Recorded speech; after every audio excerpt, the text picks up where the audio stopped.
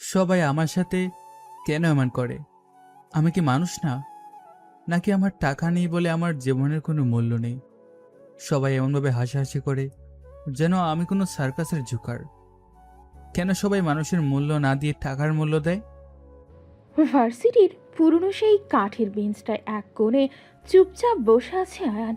চারপাশে হাসির শব্দ, বন্ধুদের আড্ডা, কারো কারো দামি ফোনে সেলফি তোলা, সব কিছুই যেন তার কাছে অন্য এক দুনিয়ার গল্প মনে হচ্ছে।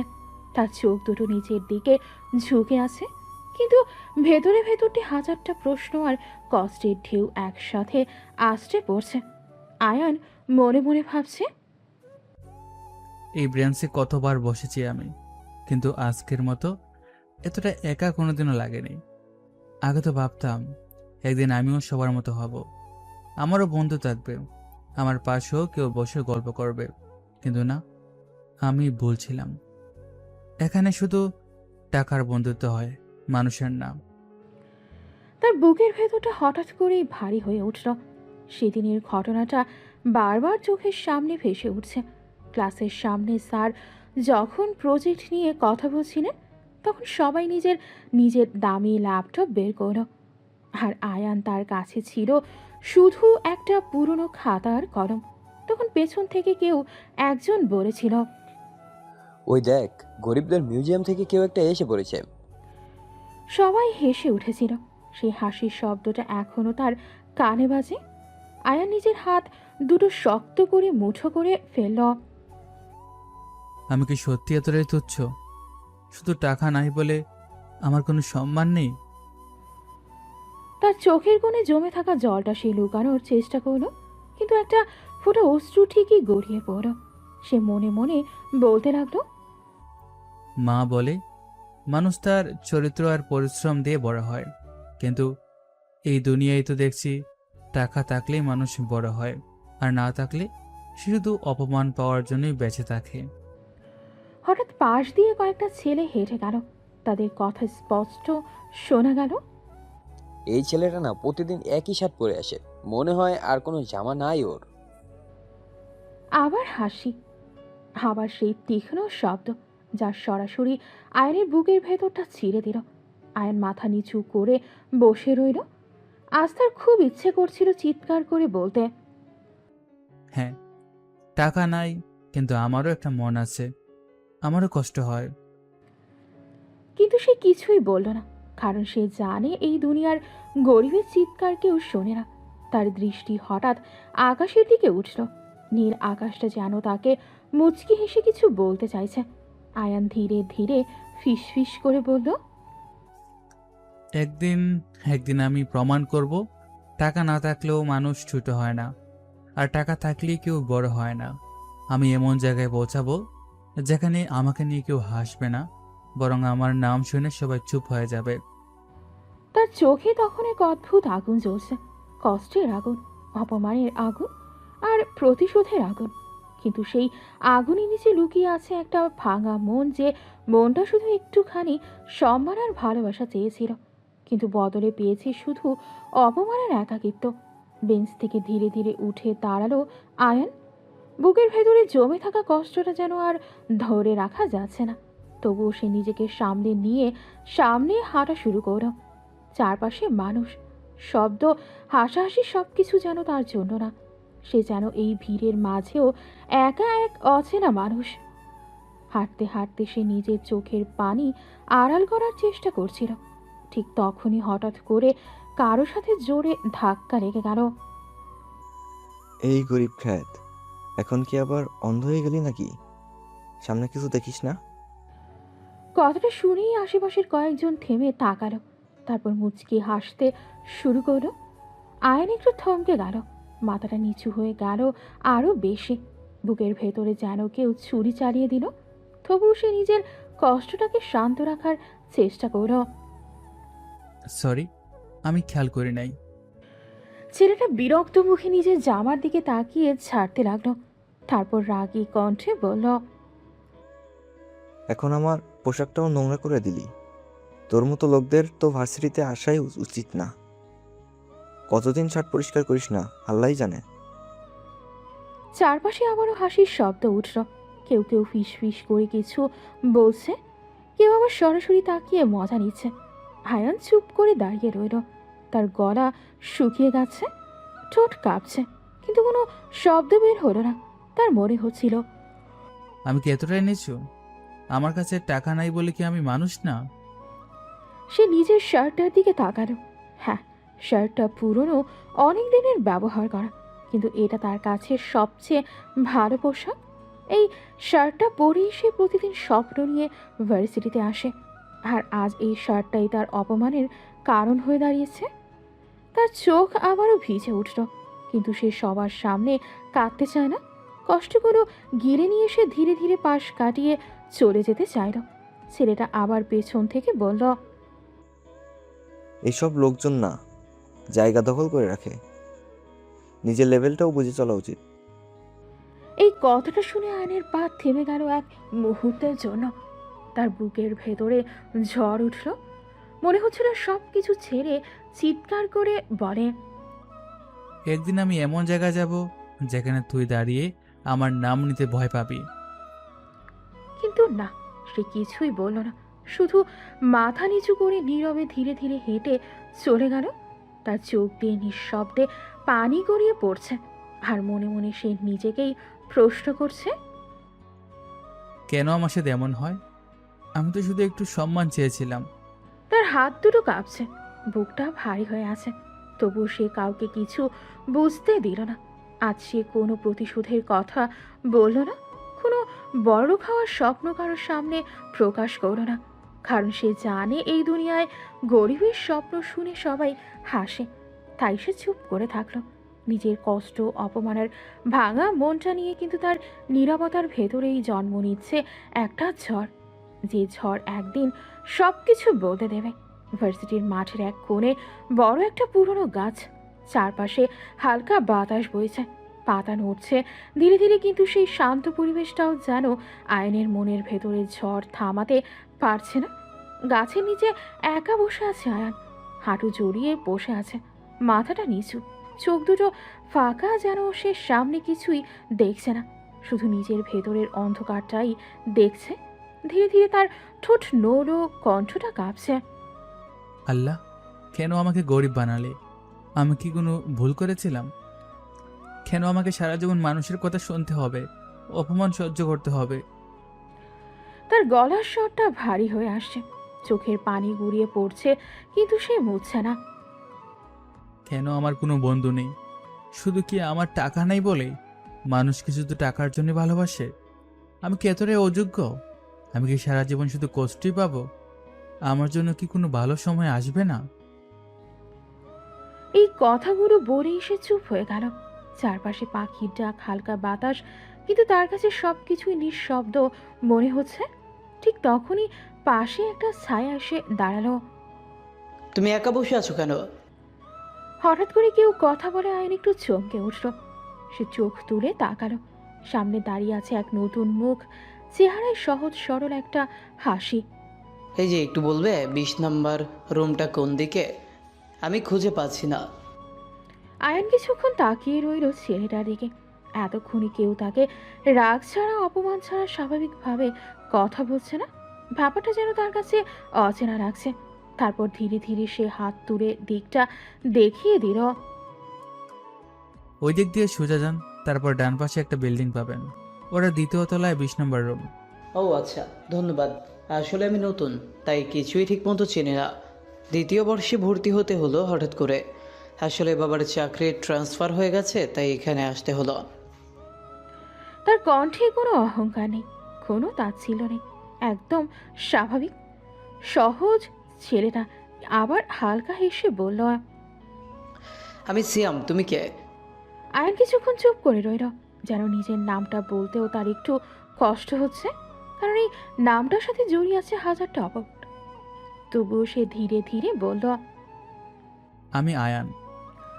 তার কণ্ঠটা ছিল একদম শান্ত, কিন্তু ভেতরে লুকানো ছিল অসংখ্য না বলা কষ্ট। সিয়াম হাসি মুখে বলল, তোমার সাথে পরিচিত হয়ে ভালো লাগলো আয়ান। এই একটা সাধারণ বাক্য, কিন্তু আয়ানের কাছে এটা যেন অনেক বড় কিছু। কারণ অনেক দিন পর কেউ তাকে অবহেলা না করে সম্মান দিয়ে নিজের মতো করে কথা বলল। আয়ান চুপ করে তাকিয়ে রইল সিয়ামের দিকে। তার ভেতরে কোথাও একটা অদ্ভুত অনুভূতি জেগে উঠল। হয়তো সবাই একরকম না। গাছের নিচে সেই নীরব পরিবেশটা যেন একটু একটু করে বদলাতে শুরু করল। হালকা বাতাসে পাতাগুলো নড়ছে, আর তার মাঝেই দাঁড়িয়ে থাকা সিহামের সহজ সরল উপস্থিতি আয়নের জীবনে এক অদ্ভুত শান্তির ছায়া এনে দিল। সিয়াম একটু ঝুঁকে হালকা হাসি দিয়ে বলল, তুমি কোন বর্ষে পড়ো? আমিও দ্বিতীয় বর্ষে। এই কথাটা শোনার সাথে সাথেই সিয়ামের মুখটা উজ্জ্বল হয়ে উঠল, যেন সে অনেক বড় কিছু পেয়ে গেছে। সিয়াম হঠাৎ করে একদম স্বাভাবিকভাবে আয়ানের পাশে এসে বসে পড়ল। মাটির ওপর ঠিক তার পাশেই। কোনো দ্বিধা নেই, কোনো দূরত্ব নেই। সিয়াম হাসতে হাসতে বলল, তাহলে তো ভালোই হলো, একজন বন্ধু পেয়ে গেলাম। এই কথাটা যেন সময়কে এক মুহূর্তের জন্য থামিয়ে দিল। আয়ান স্থির হয়ে গেল, তার চোখ বড় বড় হয়ে উঠল, মুখে বিস্ময়, যেন সে ঠিক বুঝতেই পারছে না সে কি ঠিক শুনল। বন্ধু? এই শব্দটা তার জীবনে কতদিন পর কি উচ্চারণ করলো তার জন্য সে নিজেও জানে না। আয়ান একটু কাঁপা কণ্ঠে অবিশ্বাস নিয়ে বলল, তুমি আমার সাথে বন্ধুত্ব করবে? তার চোখে তখন একসাথে ভয়, অবিশ্বাস আর একটু আশা। সিয়াম কোনো দ্বিধা না করে একদম স্বাভাবিকভাবে বলল, কেন করব না? আয়ান মাথা নিচু করে ফেললো, তার ঠোঁট কাঁপছে, বুকের ভেতরটা ভারী হয়ে উঠছে আবারও। আয়ান ধীরে ধীরে বলল, আসলে কেউ আমার সাথে বন্ধুত্ব করে না, কারণ আমি গরিব। এই কথাটা বলতে তার গলায় কষ্ট জমে গেল, যেন এই একটা বাক্যের ভেতরেই তার জীবনের সব অপমান, সব একাকিত্ব লুকিয়ে আছে। কিন্তু তার কথা শেষ হতেই সিয়াম হঠাৎ করেই হা হা করে হেসে উঠল। সেই হাসিটা ছিল একদম খোলা, নির্ভেজাল, কোনো বিদ্রুপ নেই, কোনো তাচ্ছিল্য নেই। সিয়াম হাসতে হাসতেই বলল, বন্ধুত্ব আবার গরিব ধনী দেখে হয় নাকি? বন্ধুত্ব হয় মন দিয়ে, মানুষ দিয়ে। টাকার সাথে বন্ধুত্বের কি সম্পর্ক? এই কথাগুলো যেন আয়ানের বুকের ভেতর গিয়ে আলতো করে ধাক্কা দিল। সে চুপ করে তাকিয়ে রইল সিয়ামের দিকে। তার চোখে পানি চলে আসছে আবার, কিন্তু এবার সেই পানির ভেতরে কষ্টের সাথে সাথে একটু আলোও আছে। কারণ হয়তো এই প্রথম কেউ তাকে তার টাকার জন্য না মানুষ হিসেবে গ্রহণ করেছে। গাছের নিচে বসে থাকা দুইটা ছেলে, কিন্তু তাদের গল্পটা যেন একদম আলাদা এক অনুভূতি নিয়ে এগোতে শুরু করলো। চারপাশের কোলাহল, মানুষের ভিড়, হাসাহাসি, সব কিছু যেন ধীরে ধীরে দূরে সরে যাচ্ছে, আর তাদের মাঝখানে তৈরি হচ্ছে একটা অদ্ভুত শান্ত নির্ভেজাল সম্পর্কের শুরু। সিয়াম হঠাৎ করে একটু দুষ্টু হাসি দিয়ে আয়নের দিকে তাকালো, চোখে এক ধরনের খুনসুটি ঝিলিক দিচ্ছে। শোনো, আমি কিন্তু তুমি করে বলতে পারবো না, আমি তোকে তুই করে রাখবো, ঠিক আছে? এই কথাটা বলার ভঙ্গিমাটাই এমন ছিল যেন সে অনেক আগেই ধরে নিয়েছে তাদের মধ্যে কোনো দূরত্ব থাকবে না। আয়ান কয়েক সেকেন্ড তাকিয়ে রইল, তারপর তার ঠোঁটের কোণে আস্তে করে একটা হাসি ফুটে উঠল। এই হাসিটা অন্যরকম, অনেকদিন পর আসা একটুখানি স্বস্তির হাসি। যেভাবে খুশি রাখিস, আমার কোনো সমস্যা নেই। তার কণ্ঠে ছিল একটা সহজ স্বীকারোক্তি, যেন সে অবশেষে কারোর সামনে নিজের দেয়ালটা একটু নামিয়ে রাখল। তারপর শুরু হলো তাদের কথা, ছোট ছোট প্রশ্ন, হালকা হাসি, মাঝে মধ্যে খুনসুটি। কথার পর কথা জমতে লাগলো, যেন তার অনেক দিনের চেনা অথচ আজই প্রথম দেখা। সিয়াম মাটিতে হাত রেখে একটু হেলান দিয়ে বসে বলল, তোর পরিবারে কে কে আছে? প্রশ্নটা শুনে আয়ানের মুখটা একটু নরম হয়ে গেল, চোখে ভেসে উঠল অন্যরকম একটা অনুভূতি। আয়ান ধীরে ধীরে বলল, আমার শুধু মা আছে, আমরা পাশের বস্তিতে থাকি। কথাগুলো বলার সময় তার গলায় কোনো লজ্জা ছিল না, কিন্তু একটা চাপা কষ্ট ঠিকই ছিল। সিয়া মন দিয়ে শুনছিল, তারপর হালকা অবাক হয়ে বলল, তাই নাকি? আমার মা নাই। এই কথাটা বলার সময় তার চোখে এক মুহূর্তের জন্য একটা শূন্যতা ভেসে উঠল, কিন্তু সে সেটা হাসির আড়ালে লুকিয়ে ফেলল। সিয়াম আবার হেসে বলল, আমি কিন্তু মাঝে মাঝে তোর মায়ের কাছে যাব আদর খেতে। এই কথাটা শুনে আয়ান হালকা হেসে ফেলল, কিন্তু তার হাসির ভেতরে একটা গভীর মায়া লুকিয়েছিল। আমরা গরিব মানুষ, খাওয়াতে পারি আর না পারি, কিন্তু আদর আর ভালোবাসার কোনো কমতি নাই। এই কথাটা বলার সময় তার চোখে একটা আত্মবিশ্বাস ঝলসে উঠল, কারণ টাকা না থাকলেও তার কাছে একটা জিনিস আছে যেটা অনেক বড়লোকের কাছেও নেই, সত্যিকারের ভালোবাসা। সিয়াম চুপ করে তাকিয়ে রইল, আয়নের দিকে তাকিয়ে তারপর হালকা হাসল। তাহলে তো ঠিক আছে, আমি তোর বাসায় নিয়মিত অতিথি। দুজনেই হেসে উঠল এবার। গাছের নিচে বসে থাকা সেই মুহূর্তটা যেন সময়ের সাথে সাথে আরও সুন্দর হয়ে উঠছে। একটা বন্ধুত্ব যেখানে নেই কোনো হিসেব, নেই কোনো ভেদাভেদ, শুধু আছে দুইটা একা মন যারা একে অপরকে একটু করে বুঝতে শুরু করেছে। আর আয়ান যে এতদিন নিজেকে একা ভাবতো, আজ সে প্রথমবারের মতো অনুভব করো সে একা না, তার পাশে একজন, এখন একজন আছে যে তাকে মানুষ হিসেবে দেখে। বিকেলের সূর্যটা ধীরে ধীরে ঢলে পড়ছে। ভার্সিটির সেই গাছের নিচে সিয়ামের সাথে কাটানো কয়েক ঘন্টার কথা মাথায় ঘুরছে আয়ানের। জীবনের প্রথমবারের মতো কেউ তাকে বন্ধু বলে রেখেছে। এই একটা অনুভূতি তার বুকের ভেতরের অনেক পুরনো কষ্টকে একটু হলেও হালকা করে দিয়েছে। কিন্তু বাস্তব তো আর থেমে থাকে না। বাসায় ফিরতেই আয়নের পা যেন আরো ভারী হয়ে উঠল। ছোট্ট ভাঙা ঘর, চারপাশে নিস্তব্ধতা, আর ভেতর থেকে আসা একটা চাপা অভাবের গন্ধ, সবকিছুই তাকে আবার বাস্তবের কঠিন জায়গায় টেনে আনল। সে দরজার ভেতরে ঢুকে ক্লান্ত গলায় ডাক দিল, মা, খেতে দাও, ক্ষুধা লাগছে। মা চুপ করে বসেছিলেন এক কোণে, চোখে ক্লান্তি, মুখে চিন্তার ছাপ। তিনি আস্তে করে ছেলের দিকে তাকালেন। কি খেতে দিব বাবা? ঘরে তো চালই নাই, আজ রান্নাও করি নাই। এই কথাটা শুনেই আয়ান থমকে গেল এক মুহূর্তের জন্য। তার বুকের ভেতরটা আবারও মোচড় দিয়ে উঠল। সে ধীরে ধীরে বলল, তুমি সারাদিন না খেয়ে আছো? মা একটা মৃদু হাসি দিলেন, কিন্তু সেই হাসির ভেতরে ছিল হাজারটা কষ্ট। গরিব মানুষ কি বাবা 3 বেলা খেতে পারে? আজ একটু কষ্ট করলে কাল ঠিক হয়ে যাবে। ঘরে শুধু মুড়ি আছে, তুই মুড়ি খা। এই বলে মা উঠে রান্নাঘরের কোণা থেকে একটা পুরনো প্যাকেট এনে দিলেন। আয়ান সেটা হাতে নিয়ে কিছুক্ষণ চুপ করে তাকিয়ে রইল, তারপর হঠাৎ করে মাথা নাড়িয়ে বলল, তুমি ভাবলে কিভাবে আমি একা খাবো? দুজনেই খাবো। তুই খা বাবা, আমি থাকি। না মা, আজ আমরা একসাথে খাবো। ছোট্ট একটা প্লেটে মুড়ি রাখা হলো। মা ছেলে পাশাপাশি বসে খেতে শুরু করলো। সেই মুহূর্তে হয়তো খাবারের পরিমাণ খুব কম ছিল, কিন্তু ভালোবাসার পরিমাণ ছিল অনেক বেশি। মা মাঝে মাঝে ছেলের দিকে তাকাচ্ছেন, চোখ ভিজে আসছে, আর আয়ান চুপ করে খাচ্ছে, কিন্তু তার চোখে অন্যরকমের দৃঢ়তা জমছে, কারণ সে বুঝে গেছে এই কষ্ট শুধু তার না, তার মায়েরও। খাওয়া শেষ করে আয়ান তার বেশি সময় নষ্ট করল না। হাত মুখ ধুয়ে সে আবার বেরিয়ে পড়ল, কারণ বাস্তব তাকে থামতে দেয় না। সে টিউশনি করাতে যায়, রাস্তা দিয়ে হাঁটতে হাঁটতে তার মাথায় শুধু একটা কথাই ঘুরছে, আর যদি আমি কিছু না করি তাহলে এই কষ্ট কখনো শেষ হবে না। এই টিউশনি দিয়েই সে সংসারের ছোট্ট চাকা চালানোর চেষ্টা করে। নিজের খরচ, মায়ের খরচ, সবকিছু সামলানোর একমাত্র ভরসা এই কাজটা। তার কাঁধে একটা ব্যাগ, হাতে বই, আর চোখে এক অদম্য লড়াইয়ের চাপ। বাইরের দুনিয়া তাকে কতটা ছোট করে দেখুক, কতটা অপমান করুক, কিন্তু সে থেমে নেই, কারণ তার ভেতরে এখন শুধু একটা জিনিসই বেঁচে আছে।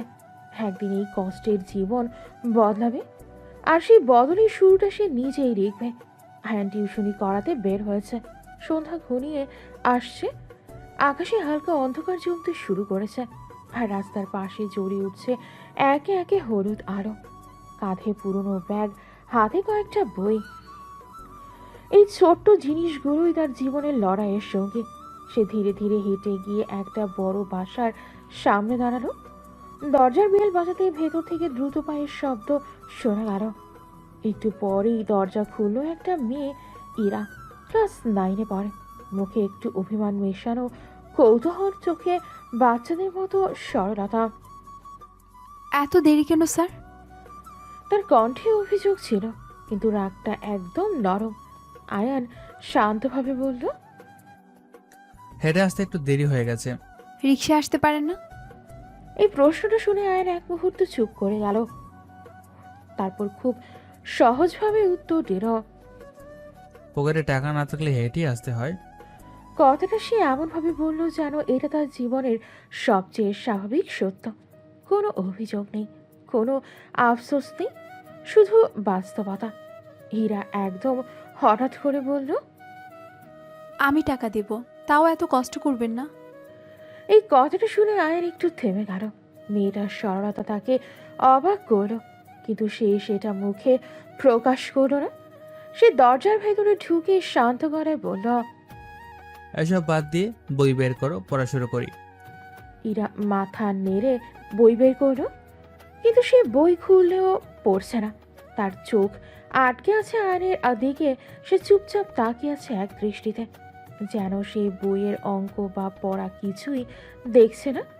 সে দেখছে শুধু সেই মানুষটাকে, যার চোখে ক্লান্তি আছে কিন্তু মুখে কোনো অভিযোগ নেই, যার জীবন কষ্টে ভরা তবু সে দাঁড়িয়ে আছে। আয়ান মাথা নিচু করে পড়ানো শুরু করলো, এই চ্যাপ্টারটা বুঝতে হবে, তারপর এক্সারসাইজ করাবে। কিন্তু ইরা তখনও তাকিয়ে আছে। তার মনোযোগ বইয়ে নেই। সে মনে মনে ভাবছে, এত কষ্ট করেও এই মানুষটা হাসে না কেন? এত অভাবের মধ্যে ভেঙে পড়ে না কেন? আয়ান হঠাৎ লক্ষ্য করে ইরা পড়ছে না।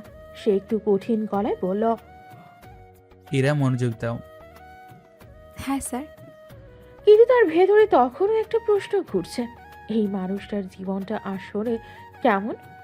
আর আয়ান যে পড়াচ্ছে ঠিকই, কিন্তু তার ভেতরের কষ্টটা যেন আবারও চুপচাপ জেগে উঠছে। কারণ এই টিউশনি ঘরটা তার কাছে শুধু একটা কাজ না, এটা তার জীবনের আরেকটা লড়াইয়ের মাঠ। রাত ধীরে ধীরে গভীর হচ্ছে। ঘরের ভেতরে টিউশনি চলছে, বইয়ের পাতার শব্দ, কলমের খসখস, সব কিছু মিলিয়ে একটা নীরব পরিবেশ। কিন্তু সেই নীরবতার মাঝেও একটা অদ্ভুত অস্থিরতা যেন বাতাসে ভেসে বেড়াচ্ছে। হায়ান বইয়ের দিকে তাকিয়ে পড়াচ্ছে, কিন্তু তার চোখে ক্লান্তির ছাপ স্পষ্ট। মুখে একটু শুকনো, কণ্ঠেও আগের মতো শক্ত নেই। ইরা হঠাৎ কলম নামিয়ে তার দিকে তাকিয়ে বলল, আপনি কি সারাদিন খাননি? কেন খাবো না? আপনার মুখ আজ অনেক শুকনো লাগছে। এই কথাটা যেন হঠাৎ করে আয়নের ভেতরে ঢুকে গেল। সে একটু কঠিন গলায় বলল, এরা এসব না দেখে পড়া দেখো। আমি কি অন্ধ যে দেখব না? আপনি কেন খাননি? তুমি কিন্তু আমার পার্সোনাল ব্যাপারে নাক গলাচ্ছ। 100 বার গলাবো, বলুন কেন খাননি? এই জেদি প্রশ্নটা শুনে আয়ন এক মুহূর্তের জন্য চুপ হয়ে গেল। তার চোখে একটু বিরক্তি, একটু অবাক হওয়ার শখ মিলিয়ে এক অদ্ভুত অভিব্যক্তি। সে শান্ত কিন্তু কঠিন গলায় বলল, ইরা, আমি তোমার স্যার, সেভাবে কথা বলো। ইরা এবারও পিছু হটল না, বরং তার চোখে এক ধরনের সরল জেদ ফুটে উঠল। পারবো না আমি সব কিছুই বলবো। আপনি কেন খাননি বলেন? ঘরের ভেতরের মুহূর্তের জন্য নীরবতা নেমে এলো। আয়ান বইয়ের দিকে তাকিয়ে থাকতো, কিন্তু তার মন আর পড়ানোর মধ্যে নেই। কারণ এই মেয়েটা তার কাছে শুধু একজন স্টুডেন্ট না, সে এমন একজন যে প্রথমবার তার কষ্টকে দেখতে পেরেছে। আর ইরা চুপচাপ বসে আছে, কিন্তু তার চোখ এখনো আয়নের মুখেই আটকে আছে, যেন সে সিদ্ধান্ত নিয়ে ফেলেছে এই মানুষটা যতই লুকাক না কেন, তার কষ্ট সে আজ জানবেই। ঘরের ভেতরের পরিবেশটা ধীরে ধীরে ভারী হয়ে আসছে। বই খোলা, কলম হাতে, কিন্তু পড়ানো সেই আগের ছন্দটা নেই। আয়নের চোখে ক্লান্তি, কণ্ঠে চাপা কষ্ট, সবকিছু যেন আজ একটু বেশি স্পষ্ট হয়ে উঠেছে। সে একটু থেমে নিঃশ্বাস নিয়ে ধীরে ধীরে বলল, ইরা, আমরা তোমার মতো বড় লোক না। আমরা অনেক কষ্টে জীবনযাপন করি। 3 বেলা খাবার আমাদের কপালে জোটে না। কথাগুলো বলার সময় তার চোখে কোনো অভিযোগ ছিল না, ছিল শুধু বাস্তবতার ভার। ইরা চুপ করে তাকিয়ে রইল, তার দিকে এক দৃষ্টিতে কিছু বলল না। আয়ান আবার পড়াতে চাইলেও তার কষ্ট আর আগের মতো স্থির নেই। ইরা হঠাৎ ধীরে ধীরে উঠে দাঁড়ালো। তার কোনো কথা নেই, শুধু নীরবতা। সে দরজার দিকে হাঁটা শুরু করলো। আয়ান একটু অবাক হয়ে বলল, আরে কই যাও পড়া বাদ দিয়ে? কিন্তু ইরা থামলো না। কিছুক্ষণ পর সে আবার ফিরে এলো, হাতে একটা প্লেট, গরম ভাত আর মাংস। ঘরের মাঝখানে এসে সে টেবিলে প্লেটটা রেখে দিল। আয়ানের দিকে তাকিয়ে বলল, খান। পাগল হয়েছে নাকি? খেতেই হবে, না খেলে আমি আর আপনার কাছে পড়বো না। এই কথাটি যেন সরাসরি একটা শর্ত না, বরং এক রকম জেদ আর যত্নের মিশ্রণ। আয়নের বুকের ভেতরটা হঠাৎ মোচড় দিয়ে উঠল। সে মনে মনে ভাবল, টিউশন চলে গেলে সংসার চালাবো কিভাবে? এই কাজটাই তো তার মায়ের ওষুধ, ভাত আর বেঁচে থাকার ভরসা। সে চোখ নামিয়ে নিল, কণ্ঠটা একটু ভারী হয়ে এলো। আমার মা না খেয়ে আছে, আমি কিভাবে খাবো? এই কথাটা বলার সময় তার কষ্টটা আর লুকানো রইল না। ঘরের ভেতরে নীরবতা নেমে এলো আবারও।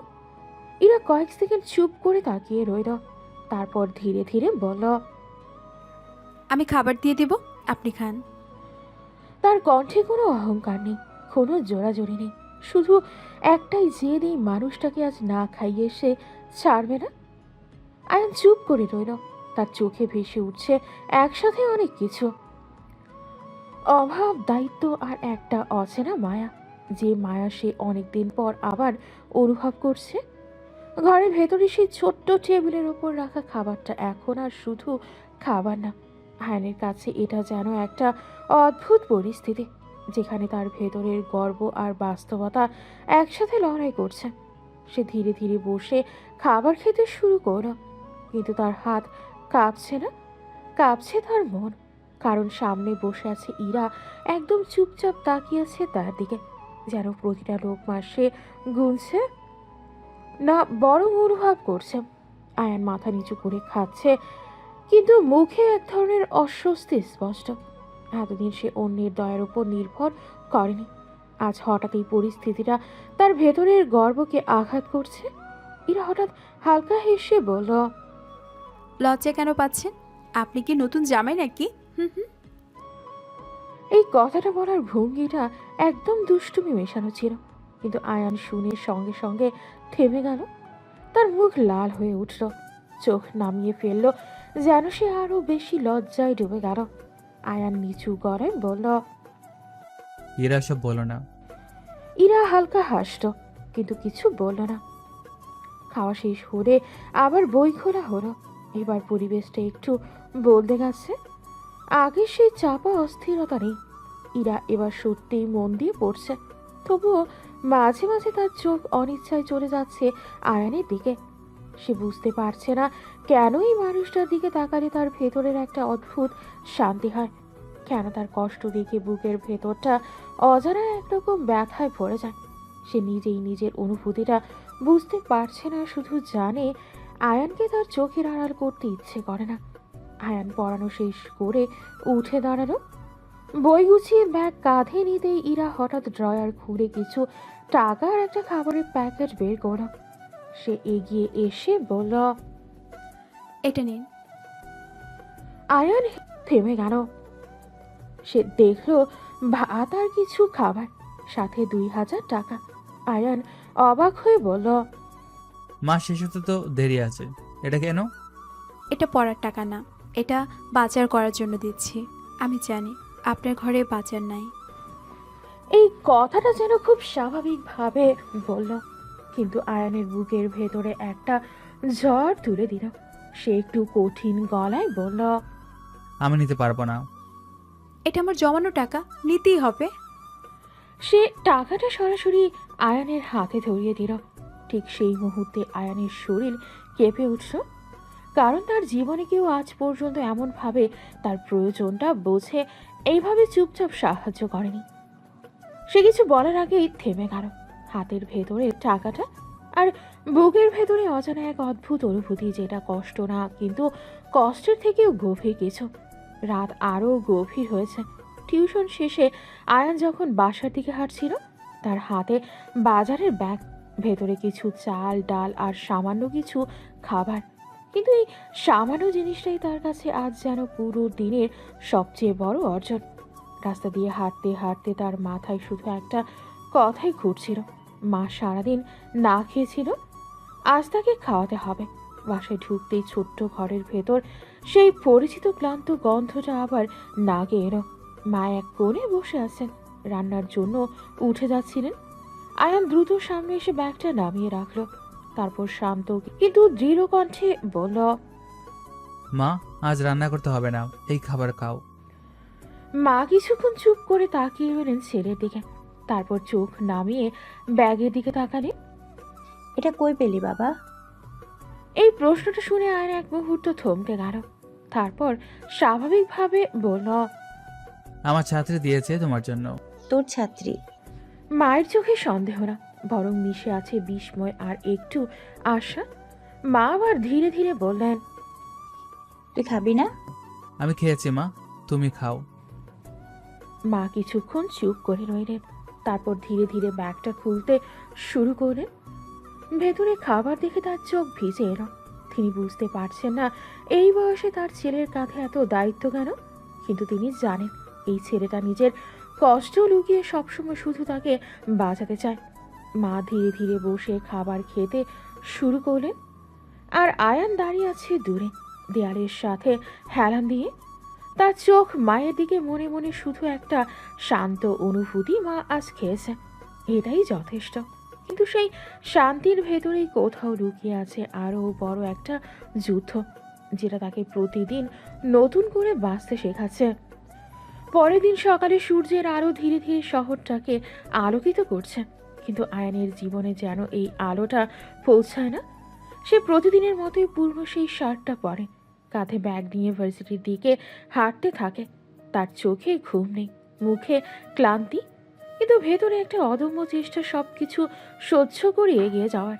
ভার্সিটির গেটে পা রাখতেই আবার সেই পরিচিত দৃশ্য, কেউ দাঁড়িয়ে আড্ডা দিচ্ছে, কেউ হাসছে, কেউ ফোনে ব্যস্ত। কিন্তু আয়ান ঢুকতেই যেন কিছু দৃষ্টি একসাথে তার দিকে ঘুরে গেল। একজন ফিস ফিস করে বলল, এই যে জোকারটা চলে এসেছে। আজ আবারও একই শার্ট, মনে হয় দোয়ার নামই শুনে নাই। হাসির শব্দটা ধীরে ধীরে ছড়িয়ে পড়লো চারপাশে। কেউ সরাসরি তাকিয়ে হাসছে, কেউ পাশ কাটিয়ে কটাক্ষ করছে। আয়ান হাঁটছে, মাথা নিচু, কিন্তু প্রতিটি শব্দ তার কানে স্পষ্টভাবে ঢুকছে। প্রতিটি হাসি তার বুকের ভেতরটা কেটে দিচ্ছে। তার মনে হচ্ছে সে যেন সত্যি একটা জোকার, যাকে দেখে সবাই হাসে, যার কোনো সম্মান নেই। একটা ছেড়ে পাশ দিয়ে যেতে যেতে ইচ্ছে করেই জোরে বলল, এইসব লোকজন না ভার্সিটির নামটাই খারাপ করে দেয়। ওকে নিয়ে একটা সার্কাস খুললে ভালো হতো। সবাই আবার হেসে উঠল। আয়নের পা থেমে যেতে চাইছিল, মনে হচ্ছিল সব ছেড়ে দৌড়ে পালিয়ে যায় এই জায়গাটা ছেড়ে, এই মানুষগুলো ছেড়ে। কিন্তু সে থামল না, ধীরে ধীরে সামনে এগিয়ে গেল। তার হাত দুটো মুঠো হয়ে আসছে, নখগুলো নিজের হাতেই গেঁথে যাচ্ছে, কিন্তু সে কিছু বলছে না, কারণ সে জানে এই মুহূর্তে তার কোনো কথা, কোনো প্রতিবাদ কেউ শুনবে না, বরং আরও হাসবে। তার চোখে পানি চলে আসছে, কিন্তু সে মাথা আরও নিচু করে ফেলল। মনে মনে শুধু একটা কথাই ঘুরছে, আমি কি সত্যি এতটাই তুচ্ছ? চারপাশের মানুষগুলো তার কাছে আজ অচেনা না, বরং খুব ভালোভাবেই চেনা। এই সেই মানুষ যারা টাকার সামনে মাথা নত করে আর গরিবকে দেখে হাসে। আয়ান হেঁটে ক্লাসরুমের দিকে চলে গেল। তার প্রতিটা পদক্ষেপে অপমানের ভার, তার প্রতিটা নিঃশ্বাসে জমে থাকা কষ্ট, তবুও সে যাচ্ছে, কারণ সে থেমে গেলে তার মা থেমে যাবে, আর সে সেটা কোনোভাবেই হতে দেবে না। কিন্তু তার ভেতরে একটা চাপা আগুন জ্বলছে, যে আগুন একদিন সব হিসাব বলতে দেবে। আজ সে সবার কাছে জোগাড়, কিন্তু একদিন এই একই মানুষগুলো তার নাম শুনে মাথা নিচু করবে। ক্লাসরুমের এক কোণে চুপচাপ বসে আছে আয়ান, সামনে খোলা খাতা, কিন্তু কলমটা স্থির, কোনো শব্দ নেই, কোনো লেখা নেই, শুধু নিঃশব্দে জমে থাকা কষ্ট। চারপাশে এখনো হাসাহাসির শব্দ ভেসে আসছে, কেউ সরাসরি তাকিয়ে হাসছে না ঠিকই, কিন্তু সেই কটাক্ষগুলো যেন বাতাসে ভেসে এসে আবারও তাকে আঘাত করছে। আয়ান মাথা নিচু করে বসে আছে, মনে হচ্ছে তার চারপাশে মানুষ আছে, কিন্তু তার পাশে কেউ নেই। ঠিক তখনই দরজার দিক থেকে দ্রুত পায়ে হেঁটে আসতো সিয়াম। সে এসে আয়ানের সামনে দাঁড়িয়ে একটু ঝুঁকে বলল, কিরে, মন খারাপ নাকি? তেমন কিছু না।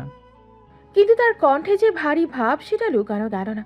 সিয়াম পাশে বসে পড়ল, একটু তাকিয়ে থাকলো তার দিকে, তারপর নরম গলায় বলল, আমি কিন্তু দেখতে পাচ্ছি তোর মন খারাপ। এই কথাটা শুনে আয়ান একটু হেসে ফেলল, কিন্তু সেই হাসিটা একদম ফাঁকা। গরিবের আবার মন খারাপ? এই কথাটা বলার সাথে সাথে যেন পুরো পরিবেশটা থেমে গেল এক মুহূর্তের জন্য। সিয়াম কিছুক্ষণ চুপ করে থাকলো, তারপর হঠাৎ করে মুখটা কেমন যেন সিরিয়াস করে বলল, আচ্ছা ঠিক আছে, তুই গরিব, তাহলে তোর মন খারাপ থাকলে কি আলাদা করে ট্যাক্স দিতে হয়? কি? আরে বাপ, গরিবদের মন খারাপ ফি 50 টাকা, তোর তো তাহলে দেউলিয়া হয়ে যাওয়ার কথা। এই কথাটা বলেই সে নিজেই হা হা করে হেসে উঠল। আয়ান চুপ করে তাকিয়ে রইল, তারপর অজান্তেই তার ঠোঁটের কোণে একটা হাসি চলে এলো।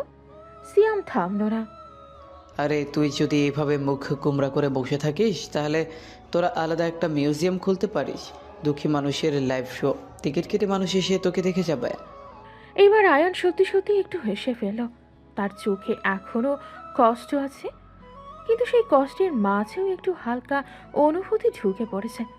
সিয়াম হালকা করে তার কাঁধে ধাক্কা দিয়ে বলল, দোস্ত, জীবনটা এমনি অনেক কঠিন, তুই যদি নিজেকে কষ্ট দিস তাহলে তো আরও খারাপ হয়ে যাবে। যারা তোকে নিয়ে হাসে তাদের কাজই হলো হাসা, তুই কেন তাদের জন্য কাঁদবে? আয়ান চুপ করে শুনছে, তার চোখে একটু পানি, কিন্তু এবার সেই পানির ভেতরে কষ্টের সাথে সাথে একটা ভরসাও আছে। সিয়াম আবার হেসে বলল, আর শোন, তুই কিন্তু আমার একমাত্র বন্ধু, তুই যদি এইভাবে ডিপ্রেশন নিয়ে বসে থাকিস তাহলে আমি একা একা পাগল হয়ে যাব। এই কথাটা শুনে আয়ান মাথা নিচু করে হেসে ফেলল। অনেকদিন পর তার হাসিটা একটু স্বস্তি লাগলো, কারণ পাশে কেউ আছে যে তাকে হাসাতে জানে, যে তার কষ্ট বোঝে আর তাকে একা থাকতে দেয় না। গভীর কষ্টের মাঝেও এই ছোট ছোট মুহূর্তগুলো হয়তো মানুষকে বাঁচিয়ে রাখে। ক্লাসরুমে ধীরে ধীরে সবাই নিজেদের জায়গায় বসে পড়েছে। একটু আগে হাসাহাসি ফিসফিস সবকিছু এখন চাপা পড়ে গেছে এক ধরনের অপেক্ষার মধ্যে। হঠাৎ করে দরজার বাইরে পায়ের শব্দ। স্যার ক্লাসে ঢুকলেন, সাথে সাথে পুরো ক্লাস চুপ হয়ে গেল। স্যার বই খুলে টেবিলের ওপর রাখলেন, চশমাটা একটু ঠিক করে নিয়ে চারপাশে তাকালেন। আজকের টপিকটা কিন্তু সহজ না, দেখি তোমাদের মধ্যে কে কতটুকু পারে। তারপর তিনি বোর্ডে একটা প্রশ্ন লিখলেন। পুরো ক্লাস নিঃশব্দে সবাই খাতার দিকে তাকিয়ে আছে, কেউ কলম নাড়াচ্ছে, কেউ আবার মাথা চুলকাচ্ছে, কিন্তু কারো মুখে কোনো উত্তর নেই।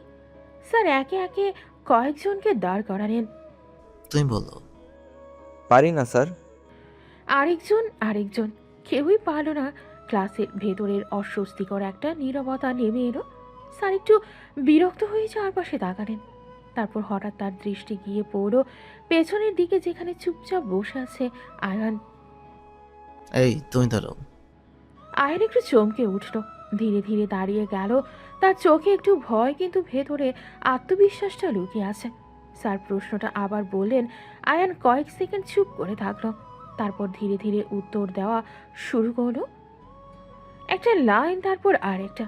তার কণ্ঠ ধীরে ধীরে শক্ত হয়ে উঠল। পুরো ক্লাস নিঃশব্দ হয়ে শুনছে।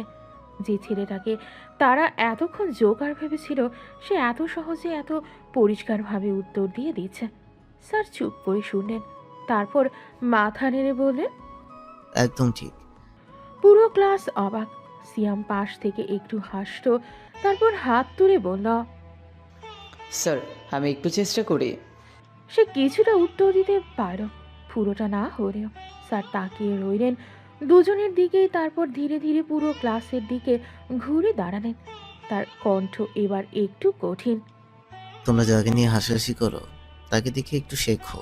শুধু পোশাক দেখে মানুষকে বিচার করা, কিন্তু পড়াশোনার সময় তোমাদের অবস্থা দেখো। ওর কাছ থেকে পড়াশোনা শেখো, কাজে লাগবে। এই কথাটা যেন সোজা গিয়ে পুরো ক্লাসের মুখে চপেটাঘাত করল। যারা এতক্ষণ হাসছিল তারা এখন মাথা নিচু করে বসে আছে, কেউ কারো দিকে তাকাচ্ছে না। আর আয়ান সে চুপচাপ দাঁড়িয়ে আছে, তার চোখে কোনো গর্ব নেই, কিন্তু ভেতরে কোথাও একটা ছোট্ট তৃপ্তি। আজ প্রথমবার তার জ্ঞান, তার পরিশ্রম সবার সামনে নিজের জায়গাটা তৈরি করে নিয়েছে। আর সিয়াম পাশে বসে হালকা হাসি দিয়ে ফিসফিস করে বলল, দেখছিস জোকার না, তুই আসলে হিরো। আয়ান কিছু বলল না, কিন্তু তার ঠোঁটের কোণে হালকা একটা হাসি ফুটে উঠল, যেটা অনেক কষ্টের মাঝেও একটা ছোট্ট জয়ের অনুভূতি। ক্লাস শেষ হয়েছে, কিন্তু আজকের সেই কয়েকটা মুহূর্ত যেন পুরো ক্লাসের পরিবেশটাই বদলে দিয়েছে। যে ছেলেটাকে সবাই এতক্ষণ হাসাহাসি করছিল, যাকে জোকার বলে ডাকত, সেই ছেলেটাই সবার সামনে উত্তর দিয়ে দিল। আর স্যার সবার সামনে তাদের অপমান করলেন। ক্লাসের বাইরে বের হতেই কয়েকজন একসাথে জটলা করে দাঁড়ালো, তাদের চোখে রাগ, মুখে বিরক্তি। একজন দাঁত চেপে বলল, এই ছোট লোকটার জন্য আজ এত অপমানিত হতে হলো। ওকে না শিক্ষা দিলে আমাদের নামই নাই। ওকে এমন শিক্ষা দিতে হবে যেন আবার কখনো মাথা তুলে দাঁড়াতে না পারে। তাদের চোখে তখন স্পষ্ট প্রতিশোধের আগুন, কারণ তারা সত্যিটা মেনে নিতে পারছে না একজন গরিব ছেলে তাদের থেকে ভালো হতে পারে। এই সত্যটা তাদের অহংকারে আঘাত করেছে। ওরা ঠিক করে ফেলল আয়ানকে তারা ছাড়বে না। এদিকে সব কিছু থেকে দূরে নিজের জগতের ভেতরে আয়ান ধীরে ধীরে বাড়ির দিকে হাঁটছে। আজ তার মনটা একটু অন্যরকম, একটু শান্ত, একটু হালকা, কারণ আজ সে প্রমাণ করতে পেরেছে সে তুচ্ছ না। বাসায় ঢুকতেই সে দেখলো মা বসে আছেন, সামনে একটা ছোট্ট থালা, চুলায় রান্না করা ভাতের গন্ধ ছড়িয়ে আছে পুরো ঘরে। এই দৃশ্যটা দেখে আয়নের বুকটা হঠাৎ করে ভরে উঠল। সে অবাক হয়ে বলল, মা, তুমি রান্না করেছো? হ্যাঁ বাবা, আজ তোর পছন্দের রান্না করেছি। তুই আগে গোসল করে আয়, তারপর একসাথে খাবো। এই একসাথে খাবো কথাটা শুনে আয়নের চোখে পানি চলে এলো, কিন্তু সে সেটা লুকিয়ে ফেলল। আয়ান তাড়াতাড়ি বলল, আচ্ছা মা, আমি এখনই আসছি। সে দ্রুত গোসলের জন্য চলে গেল। তার ভেতরে তখন এক অদ্ভুত অনুভূতি। এদিকে বাইরের দুনিয়ার আগমন, প্রতিশোধ, অন্যদিকে এই ছোট্ট ঘরের ভেতরে মায়ের ভালোবাসা। এই দুইয়ের মাঝে দাঁড়িয়ে আছে আয়ান। গোসল শেষ করে দ্রুত বের হয়ে এলো, কারণ আজ সে তার মায়ের সাথে একসাথে বসে একবেলা শান্তিতে খেতে চায়। সন্ধ্যা নামতে শুরু করেছে, আবারও দিনভর ক্লাস, অপমান আর ছোট্ট একটা জয়ের অনুভূতি, সব কিছু নিয়েই আয়ান আবার বের হলো তার প্রতিদিনের সেই লড়াইয়ের পথে টিউশনি করাতে। রাস্তার লাইটগুলো জ্বলে উঠেছে, হালকা বাতাস বইছে, কিন্তু আয়ানের মাথায় শুধু একটা কথাই, এই টিউশনিটা তার জন্য কতটা গুরুত্বপূর্ণ। সে ধীরে ধীরে ইরাদের বাসার সামনে এসে দাঁড়ালো। বেল বাজাতেই দরজা খুলল। আজ দরজা খুলল ইরানা। দরজার সামনে দাঁড়িয়ে আছেন ইরার মা, মুখে মায়া ভরা হাসি, চোখে আন্তরিকতা। আয়ান বাবা, আসো আসো, কেমন আছো? এই বাবার একটা শুনে আয়নের বুকটা হালকা কেঁপে উঠল। সে হালকা মাথা নিচু করে বলল, ভালো আছি আন্টি। আচ্ছা, ইরা রুমে আছে, তুমি যাও। আয়ান মাথা নেড়ে ভেতরে ঢুকে গেল। তার পা ধীরে ধীরে এগোচ্ছে ইরার রুমের দিকে, কিন্তু সে জানে না আজকের এই মুহূর্তটা তার জন্য কতটা আলাদা হয়ে যাচ্ছে। রুমের দরজাটা হালকা খোলা ছিল। সে ভেতরে ঢুকতেই হঠাৎ করে থেমে গেল। তার চোখ স্থির হয়ে গেল। সে যেন এক মুহূর্তের জন্য নিঃশ্বাস নিতে ভুলে গেল, কারণ আজ ইরা শাড়ি পরে আছে।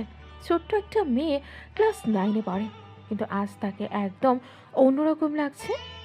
সাধারণ সেই চঞ্চল ইরা আজ যেন একদম শান্ত, হালকা রঙের শাড়ি, খোলা চুল, মুখে কোনো সাজ না, তবুও এক অদ্ভুত সৌন্দর্য, যেন সে নিজের অজান্তেই বড় হয়ে উঠছে। আয়ান চোখ ফেরাতে পারছে না, তার চোখে বিস্ময়, অবাক হয়ে তাকিয়ে আছে। সে বুঝতেই পারছে না এটা কি সেই একই ইরা তার বুকের ভেতরে হঠাৎ করে একটা অচেনার অনুভূতি জেগে উঠল, যেটা সে আগে কখনো অনুভব করেনি। ইরা ধীরে ধীরে তাকালো আয়নের দিকে, তার চোখে একটু লাজুক হাসি। কি হলো, এইভাবে তাকিয়ে আছেন কেন? আয়ান হঠাৎ যেন বাস্তবে ফিরে এলো। সে তাড়াতাড়ি চোখ সরিয়ে নিল, কণ্ঠটা একটু কেঁপে উঠল। না, কিছু না। কিন্তু তার ভেতরের অস্থিরতা সে লুকাতে পারল না, কারণ আজ প্রথমবার সে ইরাকে নতুন করে দেখল।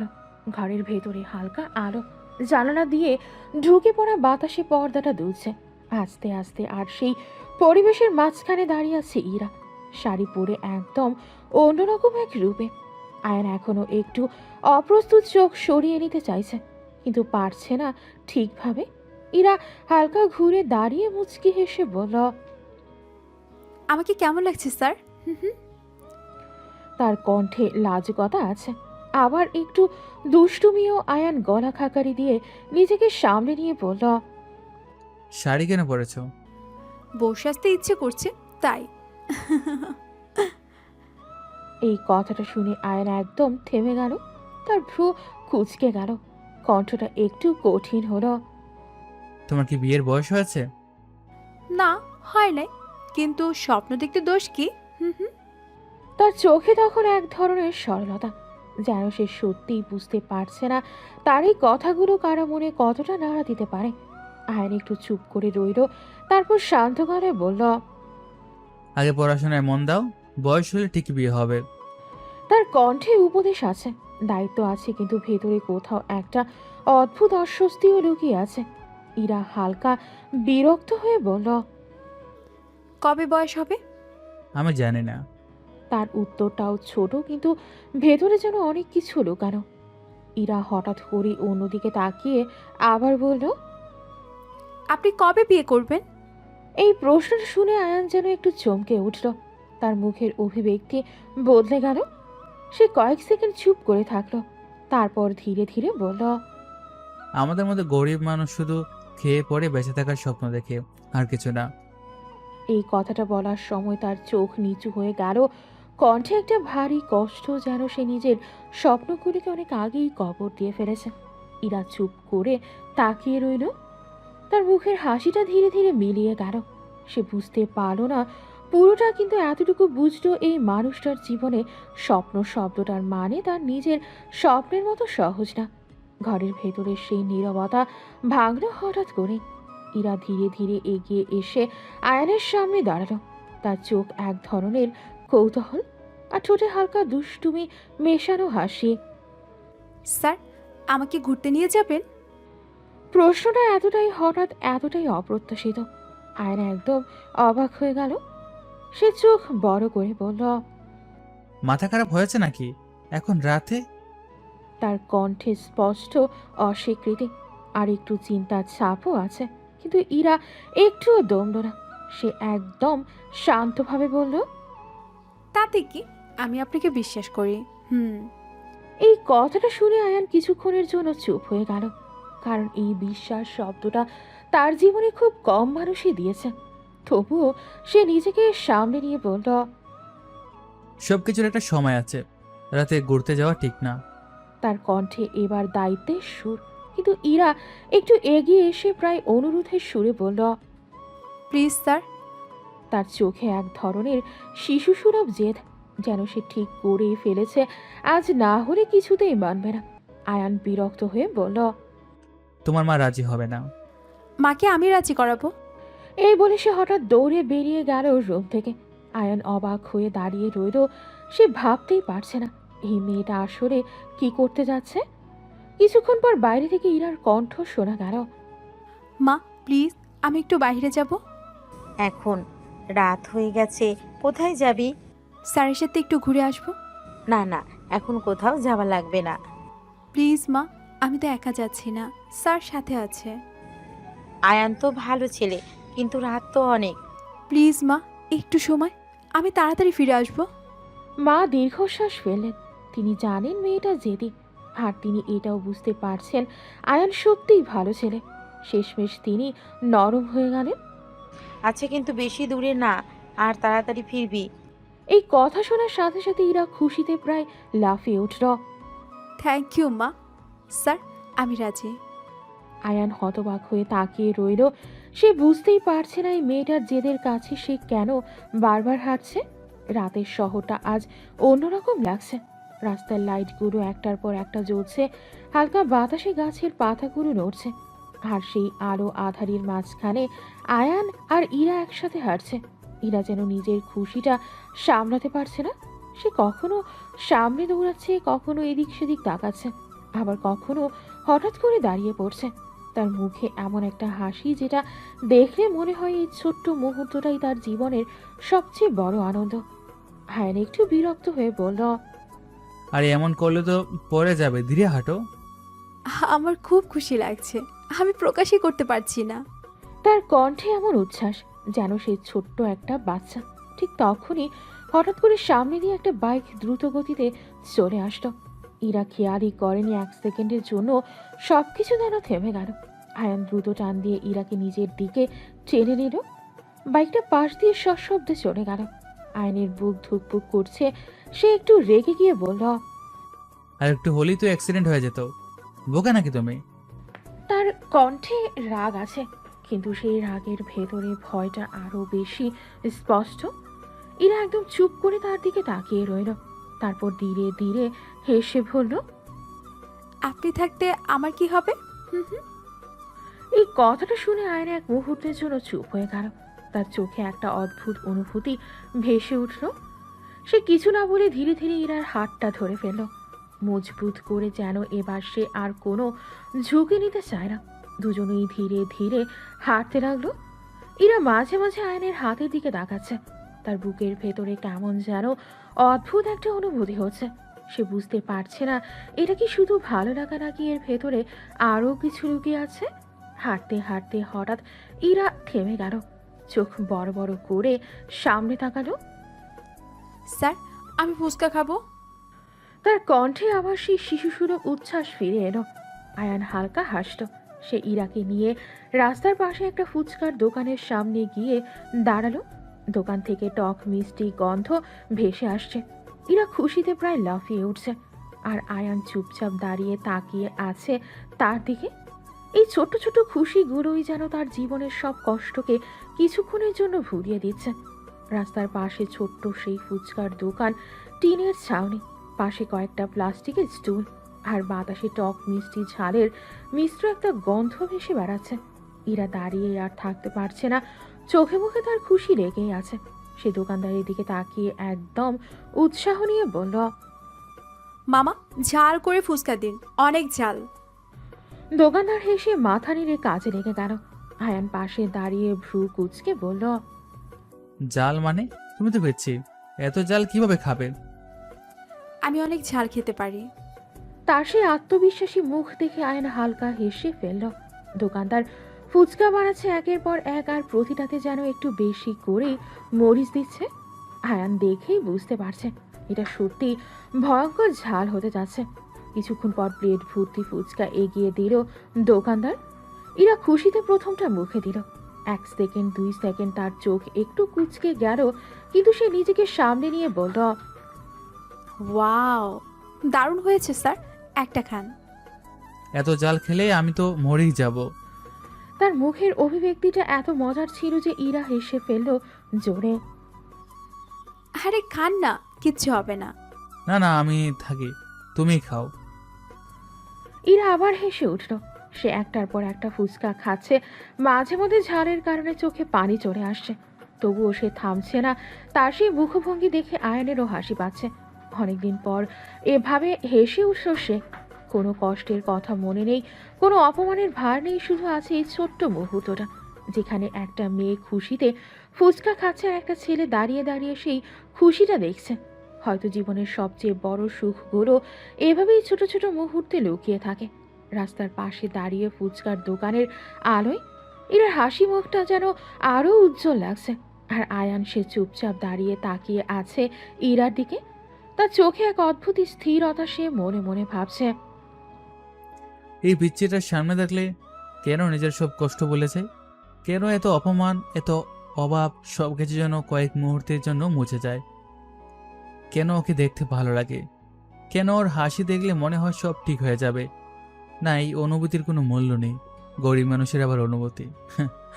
আমাদের জন্য তো স্বপ্ন দেখাটাই অন্যায়। সেখানে কাউকে চাওয়া, কাউকে ভালো লাগা, এগুলো তো বিলাসিতা। সে ধীরে ধীরে চোখ সরিয়ে নিল। ঠিক তখনই ইরা খেতে খেতে বলল, স্যার, কোথায় হারিয়ে গেলেন? কিছু না, তুমি খাও। খাচ্ছেন না তো, পরে কিন্তু মিস করবেন। আচ্ছা, একটা দাও তাহলে। এই কথা শুনে ইরা খুশিতে একটা ফুচকা তুলে তার মুখে এগিয়ে দিল, কিন্তু হাতে না দিয়ে সে নিজের হাতেই তুলে আয়নের মুখের সামনে ধরল। মুখ খুলুন। আয়ন একটু অপ্রস্তুত হয়ে গেল, তবুও ধীরে ধীরে মুখ খুলল। ফুচকাটা মুখে দিতে 1 সেকেন্ড, তারপরেই আরে আরে, এত জাল! সে ছটফট করতে লাগলো। চোখ কুঁচকে গেল, মুখে একদম বাচ্চাদের মতো অভিব্যক্তি। ইরা এটা দেখে হা হা করে হেসে উঠল। বলেছিলাম না পারবেন না। তার হাসিটা থামছে না, আর আয়ান পানির জন্য চারপাশে তাকাচ্ছে তার সেই বাচ্চামি দেখে। ইরার হাসি আরও বেড়ে গেল। এই মুহূর্তটা একটা অদ্ভুত সুন্দর মুহূর্ত, যেখানে নেই কোনো পার্থক্য, নেই ধনী গরিব, শুধু আছে দুইটা মানুষের ছোট্ট খুশি। আর আয়ান সে বুঝতে পারছে না এই অনুভূতিটা ঠিক কি, কিন্তু এটুকু বুঝেন এই মেয়েটার সামনে থাকলে সে নিজেকে একটু হলেও বাঁচতে থাকা মানুষ মনে হয়। ফুচকার দোকান থেকে বের হয়ে আয়ান আর ইরা অনেকক্ষণ হাসল। শহরের রাস্তা ধরে তারা ধীরে ধীরে এগিয়ে গেল, কখনো আলো কখনো অন্ধকারের ভেতর দিয়ে। ইরা একদম বাচ্চাদের মতো এদিক ওদিক তাকাচ্ছে। রাস্তার দোকান, আলো, মানুষ, সবকিছুই তার কাছে নতুন আনন্দের মতো লাগছে। আর আয়ান সে শুধু চুপচাপ হাঁটছে, মাঝে মাঝে ইরার দিকে তাকাচ্ছে। তার মনে অদ্ভুত একটা শান্তি কাজ করছে, যেন এই মেয়েটার হাসির ভেতরেই কোথাও তার দিনের সব ক্লান্তি মুছে যাচ্ছে। অনেকক্ষণ ঘুরে শেষমেশ আয়ান ইরাকে বাসার সামনে পৌঁছে দিল। গেটের সামনে দাঁড়িয়ে ইরা হঠাৎ ঘুরে তার দিকে তাকালো। তার চোখে এখনো সেই রাতের আনন্দ। সে একটু থেমে ধীরে ধীরে বলল, স্যার, আজকের রাতটা আমার লাইফের সেরা রাত। আমি কখনো এই রাতটা ভুলবো না। এই কথাটা বলেই ইরা ধীরে ধীরে গেটের ভেতরে ঢুকে গেল, কিন্তু আয়ান সেখানেই দাঁড়িয়ে রইল, যেন তার পা আর এগোতে চাইছে না। সে অনেকক্ষণ তাকিয়ে রইল সেই বন্ধ হয়ে যাওয়া দরজার দিকে, তারপর ধীরে ধীরে নিজের বাসার দিকে হাঁটা শুরু করলো। রাত গভীর। বাসায় ভিড়ে আয়ান চুপচাপ বিছানায় শুয়ে পড়ল। ঘরের বাতাস ভারী, নিঃশব্দ, কিন্তু তার মাথার ভেতরে চলছে হাজারটা চিন্তা। সে চোখ বন্ধ করল, কিন্তু ঘুম এলো না। তার মনে শুধু একটাই মুখ ভাসছে, ইরার হাসি মুখ। সে ধীরে ধীরে নিজের মনকে প্রশ্ন করল, এই অনুভূতিটা কি এখানেই কবর দেওয়া উচিত? ইরারা কত বড় লোক, তাদের জীবন আলাদা, তাদের দুনিয়া আলাদা। আর আমরা আমরা সাধারণ মানুষ, দুবেলা ঠিকমতো খেতেও পারি না। এমন কল্পনা করা কি ঠিক হবে? এমন অনুভূতি কি আমার জন্য? সে চোখ বন্ধ করে চুপ করে পড়ে রইল, কিন্তু যতই নিজেকে বোঝাতে চায়, ইরার হাসিটা তার মন থেকে মোছে না। আর ভেতরে কোথাও একটা ছোট্ট অনুভূতি চুপচাপ বেঁচে থাকে, যেটাকে সে যতই চাপা দিতে চায় ততই সেটা আরও স্পষ্ট হয়ে উঠছে। পরের দিন সকাল, ভার্সিটির গেট দিয়ে আয়ান ঢুকতেই আজকের পরিবেশটা আগের দিনের মতনই। চারপাশে অদ্ভুত এক নীরবতা মিশে আছে, কিন্তু সেই নীরবতার ভেতরেই লুকানো আছে ফিস ফিস কানাকানি আর চাপা উত্তেজনা। ক্লাসরুমের সামনে দাঁড়াতেই সে দেখতে পেল কয়েকজন একসাথে জটলা করে কথা বলছে। আবার কেউ তাকে দেখেই চুপ হয়ে যাচ্ছে, কেউ কারো দিকে তাকাচ্ছে, কেউ আবার নিচু গলায় কিছু বলছে। আয়ান কিছুই বুঝতে পারছে না, তার মনে শুধু একটা প্রশ্ন ঘুরছে, কি চলছে এখানে? সবাই এমন করছে কেন? তার বুকের ভেতরে ধীরে ধীরে অস্বস্তি জমতে শুরু করলো, যেন এই নীরবতার ভেতরে কিছু একটা বড় ঘটনা লুকিয়ে আছে। ঠিক তখনই সে সামনে এগিয়ে গিয়ে দাঁড়ালো। কি হয়েছে রে? সবাই এমন করছে কেন? তার কণ্ঠে সরল কৌতূহল ছিল, কিন্তু কোনো উত্তর এলো না। সবাই আবারও চুপ হয়ে গেল। ঠিক তখনই পাশ থেকে সিয়াম এগিয়ে এলো। সে চারপাশে তাকিয়ে ধীরে ধীরে বলল, কি জানি রে, আমি আসার পর থেকেই দেখছি সবাই কেমন যেন সিরিয়াস। তার কণ্ঠে হালকা চিন্তা, কিন্তু পুরো ব্যাপারটা বুঝতে না পারার একটা অস্বস্তি। আয়ান ভ্রু কুঁচকে বলল, খারাপ কিছু ঘটাবে না তো? এই কথাটা বলার সময় তার গলায় অদ্ভুত একটা চাপা ভয় কাজ করছিল। সিয়াম একটু হেসে ফেলল, যেন ভয়টা উড়িয়ে দিতে চায় সে। আরে না রে, কি আর করবে, সব বেয়াদব বখাটে ছেলে। কিন্তু হাসলেও সিয়ামের চোখে পুরোপুরি স্বস্তি ছিল না। আয়ান চুপ করে রইল। তার বুকের ভেতরে সেই অস্বস্তিটা আরও বেড়ে গেল। সে তার পাশে তাকাচ্ছে, প্রতিটা মুখ যেন কিছু লুকিয়ে রাখছে, প্রতিটা দৃষ্টি যেন তার দিকে না তাকিয়েও তাকিয়ে আছে। তার মনে হতে লাগলো আজ কিছু একটা হবেই, কিন্তু কি সেটা সে বুঝতে পারছে না। শুধু একটা অদৃশ্য ভয় ধীরে ধীরে তার ভেতরে জায়গা করে নিচ্ছে। তার চারপাশে সেই ফিসফিস শব্দগুলো আরও স্পষ্ট হয়ে উঠছে, যেন সবাই মিলে একটা অদেখা পরিকল্পনা আছে, যার কেন্দ্রবিন্দুতে শুধু আয়ান। ভার্সিটির সেই সকালটা ধীরে ধীরে অন্যরকম হয়ে উঠছে। বাইরে থেকে সব কিছু স্বাভাবিক মনে হলেও ক্লাসরুমের ভেতরে জমে আছে এক অদ্ভুত চাপা উত্তেজনা, যেন সবাই কোনো একটা ঘটনা ঘটার অপেক্ষায় আছে। আয়ান চুপচাপ বসে আছে, তার সামনে খোলা খাতা, হাতে কলম, কিন্তু মনটা আজ পুরোপুরি অস্থির। চারপাশে সবাই কেমন যেন ফিসফিস করছে, মাঝে মাঝে তাকাচ্ছে, আবার মুখ ঘুরিয়ে নিচ্ছে। এই অদ্ভুত আচরণটাই তার ভেতরের ভয়টা আরও বাড়িয়ে দিচ্ছে। একজন হালকা হেসে অন্যদিকে তাকালো, আরেকজন ফোনে ব্যস্ত হওয়ার ভান করলো। ঠিক তখনই ক্লাসে ঢুকলো কয়েকজন ছেলে, তাদের হাতে ফোন, মুখে অদ্ভুত হাসি। একজন আরেকজনকে ইশারা করে বলল, এখনই? আয়ন কিছু বুঝে ওঠার আগেই হঠাৎ করে ক্লাসরুমের প্রজেক্টর অন হয়ে গেল। সবার দৃষ্টি একসাথে স্ক্রিনের দিকে ঘুরে গেল, আর সেটা ভেসে উঠলো, তাতে পুরো ক্লাস থমকে গেল। একটা ভিডিও, যেখানে আয়ানকে কেন্দ্র করে বানানো কিছু এডিটেড ক্লিপ, কিছু কটূক্তিমূলক লেখা আর তার গরিব পরিচয়কে নিয়ে হাস্যকরভাবে উপস্থাপন করা হয়েছে। কেউ হাসছে, কেউ ফিসফিস করছে, কেউ আবার ফোন বের করে রেকর্ড করছে।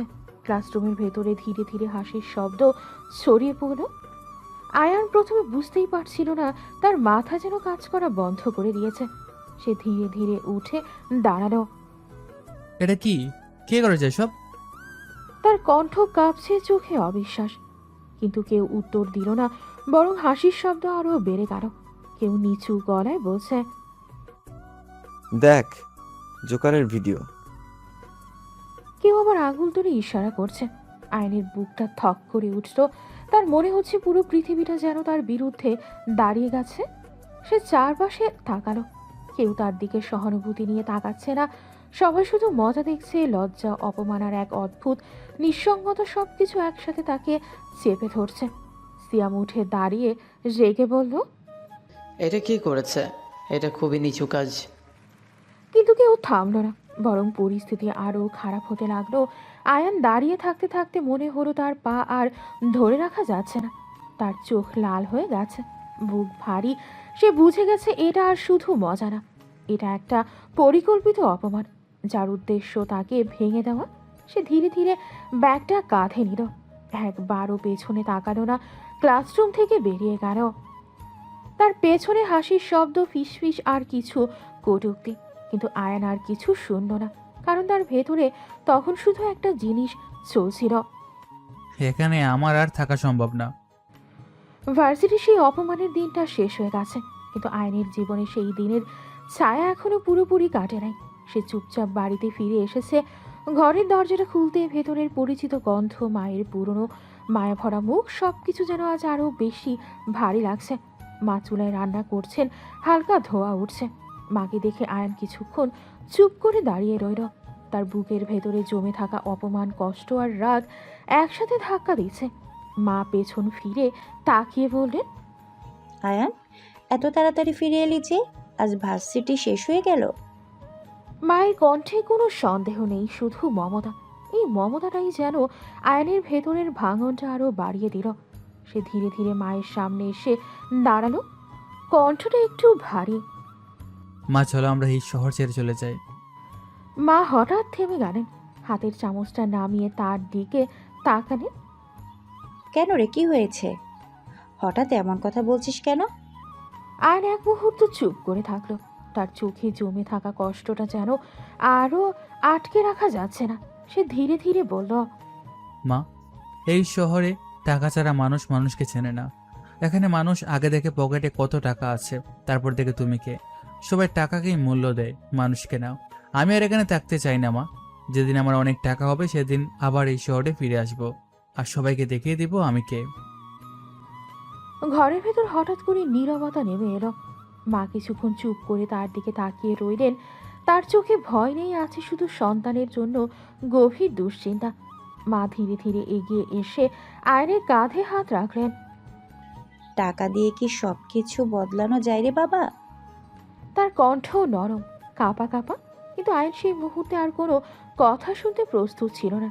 তার ভেতরে তখন শুধু একটাই চিন্তা ঘুরছে, এই শহর আমাকে ভেঙেছে, এখন আমি নিজেকে গড়ব। আর সেই গড়ার পথটাই তার জীবন পুরোপুরি বদলে দেওয়া শুরু ছিল।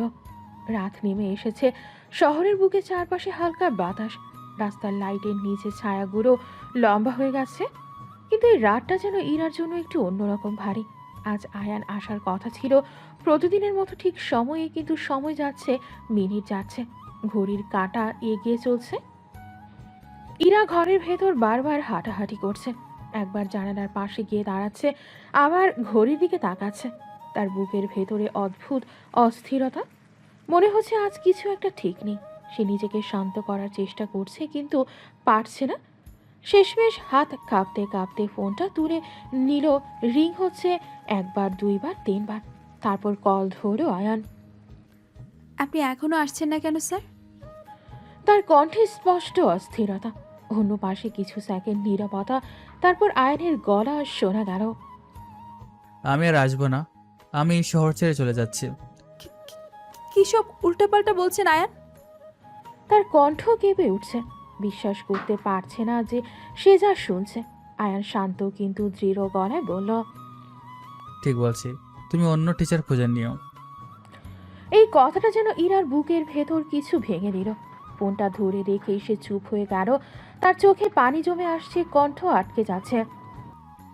না না, আপনি এমন বলতে পারেন না। আমি এখনই যাচ্ছি। কল কেটে গেল। ইরা ফোনটা হাতে ধরে দাঁড়িয়ে রইল, তার শরীর কাঁপছে। পরক্ষণই হঠাৎ করে তার চোখ দিয়ে পানি গড়িয়ে পড়ল। সে বসে পড়ল বিছানার পাশে, কান্না থামছে না। আমি আমি আপনাকে ছেড়ে থাকতে পারবো না স্যার। তার কান্না আর কথাগুলো মিশে যাচ্ছে। কিছুক্ষণ পরে আবারও ফোনটা দিয়ে কাঁদতে কাঁদতেই বলল, আমি আপনাকে ভালোবাসি স্যার, সত্যি বলছি। অন্য পাশে কিছুক্ষণ নীরবতা। আয়ান যেন থমকে গেছে, তার গলায় শব্দ আটকে গেল। তারপর ধীরে ধীরে বলল, তাহলে আমার জন্য অপেক্ষা করো। এই কথাটা শুনে ইরা হঠাৎ থেমে গেল। আয়নের কণ্ঠ এবার একটু নরম কিন্তু গভীর। আমি ফিরে আসব, নিজেকে প্রতিষ্ঠিত করে তোমার কাছে ফিরবো। কিছুক্ষণ নীরবতা, তারপর কল কেটে গেল। রাত আরও গভীর হয়ে গেল। দুইটা জীবন, দুইটা আলাদা পথ। একজন চলে যাচ্ছে অজানা গন্তব্যে, আরেকজনের চোখের পানি মুছতে পারছে না। কিন্তু দুজনের বুকে একটাই অনুভূতি, যেন এখনো নাম পায়নি। 5 বছর পর সময় কিভাবে বদলে দেয় মানুষকে, আর মানুষ কিভাবে বদলে দেয় নিজের ভাগ্যকে। আজ তার সবচেয়ে বড় প্রমাণ দাঁড়িয়ে আছে এক বিশাল মঞ্চের সামনে। আলোকসজ্জায় ঝলমল করছে পুরো হলরুম। চারপাশে দেশের নামকরা ব্যবসায়ী, শিল্পপতি, মিডিয়ার মানুষ, সবাই অপেক্ষা করছে আজকের সবচেয়ে বড় ঘোষণার জন্য। মঞ্চের উপর দাঁড়িয়ে থাকা উপস্থাপক মাইকের সামনে এগিয়ে এলো। পুরো হল নিঃশব্দ। তারপর সেই কাঙ্ক্ষিত ঘোষণা, এবং এই বছরে এশিয়ার টপ কোটিপতি অ্যাওয়ার্ড পাচ্ছেন মিস্টার আয়ান চৌধুরী। এক মুহূর্তের জন্য সময় থেমে গেল। তারপরে পুরো হল জুড়ে তুমুল করতালি, ক্যামেরার ফ্ল্যাশ একের পর এক জ্বলছে। আর সেই মুহূর্তে আয়ান চৌধুরীর বুকটা কেঁপে উঠল। তার নিঃশ্বাস ভারী হয়ে এলো। এই নামটা, এই পরিচয়টা, একদিন যার কোনো মূল্য ছিল না, আজ সেই নামই পুরো এশিয়ার সামনে উচ্চারিত হচ্ছে। তার চোখের সামনে ভেসে উঠল 5 বছর আগের সেই দিনগুলো, ভার্সিটির সেই অপমান, লোকজনের হাসাহাসি, মায়ের কষ্ট, আর সেই রাত যেদিন সে সব ছেড়ে চলে গিয়েছিল। আজ সেই সব কষ্টের প্রতিটা ফোঁটা যেন স্বীকৃতি হয়ে ফিরে এসেছে। তার বুকটা গর্বে ভরে উঠছে, কারণ আজ সে নিজেকে এমন এক জায়গায় নিয়ে এসেছে যেখানে তাকে দেখে কেউ আর হাসবে না, বরং তার সামনে দাঁড়ানোর সাহসী অনেকের হবে না। যারা একদিন তাকে অপমান করেছিল, যারা তাকে জোকার বলেছিল, আজ তারা তার নখের যোগ্য না। আজ তার বাড়ির কাজের লোকের মূল্যও তাদের থেকে বেশি। এই ভাবনাটা তার চোখে এক ধরনের কঠোরতা এনে দিল। সে ধীরে ধীরে উঠে দাঁড়ালো। সবার দৃষ্টি এখন তার দিকে।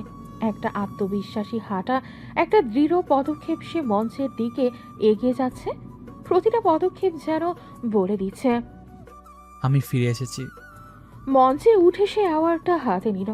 ঝকঝকে ট্রফিটা তার হাতে, কিন্তু এই ট্রফির ভেতরে লুকোনো আছে 5 বছরের নির্ঘুম রাত, অসংখ্য কষ্ট আর অদম্য জেদ। পুরো হল আবারও করতালিতে গর্জে উঠল। আর আয়ান চৌধুরী দাঁড়িয়ে আছে, একজন নতুন মানুষ হয়ে, যে আর সেই আগের অবহেলিত ছেলেটা না, বরং একটা নাম, একটা শক্তি, একটা ইতিহাস। রাতের শহরটা আজ যেন আয়নের জন্য নতুন করে সাজানো। দামি কালো গাড়িটা ধীরে ধীরে ঢুকে পড়ল বিশাল সেই বাড়ির গেটে। বড় লোহার গেট খুলে গেল। ভেতরে সবুজ ডন, ঝকঝকে আলো, চারপাশে নিরাপত্তা।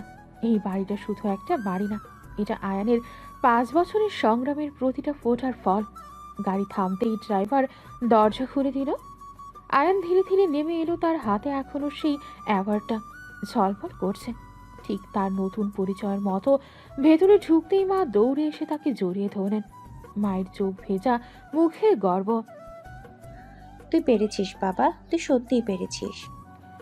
এই কথাটা শুনে আয়নের বুকটা কেঁপে উঠল। সে মাকে শক্ত করে জড়িয়ে ধরে বলল, হ্যাঁ মা, আজ আমি পেরেছি। তার কণ্ঠে গর্ব, কিন্তু সেই গর্বের ভেতরে লুকিয়ে আছে বছরের পর বছর জমে থাকা কষ্টের জেদ। সে একটু দূরে সরে মায়ের দিকে তাকিয়ে ধীরে ধীরে বলল, আজ আমার চোখের দিকে তাকিয়ে কথা বলার সাহস কারণে। তার চোখে তখন এক ধরনের কঠোরতা, যেন সে সব হিসাব মনে রেখেছে। মা চুপ করে তার দিকে তাকিয়ে রইলেন। তার চোখে খুশি, কিন্তু কোথাও যেন একটা অদ্ভুত ভয়ও। এই ছেলেটা কতটা বদলে গেছে। ঠিক তখনই বাড়ির কাজের লোক ট্রে হাতে এসে দাঁড়ালো। Sir, coffee. ট্রেতে রাখা গরম কফির কাপ থেকে ধোয়া উঠছে। আয়ান মাথা নেড়ে কাপটা নিল, মায়ের হাতে আরেকটা কাপ ধরিয়ে দিল। দুজনেই সোফায় বসলেই বিশাল ড্রয়িং রুমে দামি ফার্নিচার, ঝাড়বাতির আলো, সবকিছু যেন একদম আলাদা এক দুনিয়া। মা ধীরে ধীরে কফিতে চুমুক দিয়ে বললেন, মনে আছে বাবা, একদিন আমরা দুজনে বসে মুড়ি খেয়েছিলাম। এই কথাটা শুনে আয়ান থেমে গেল। তার চোখের সামনে হঠাৎ সেই পুরনো দিনগুলো ভেসে উঠল। খালি ঘর, অভাব, আর সেই মায়ের সাথে ভাগ করে খাওয়া মুড়ি। সে হালকা হাসল। মনে আছে মা, সব মনে আছে। আল্লাহর রহমতে আজ সব বদলে গেছে। বদলেছে মা, কিন্তু আমি কিছুই বলিনি। বলিস না বাবা, কিন্তু মনটা যেন কঠিন হয়ে না যায়।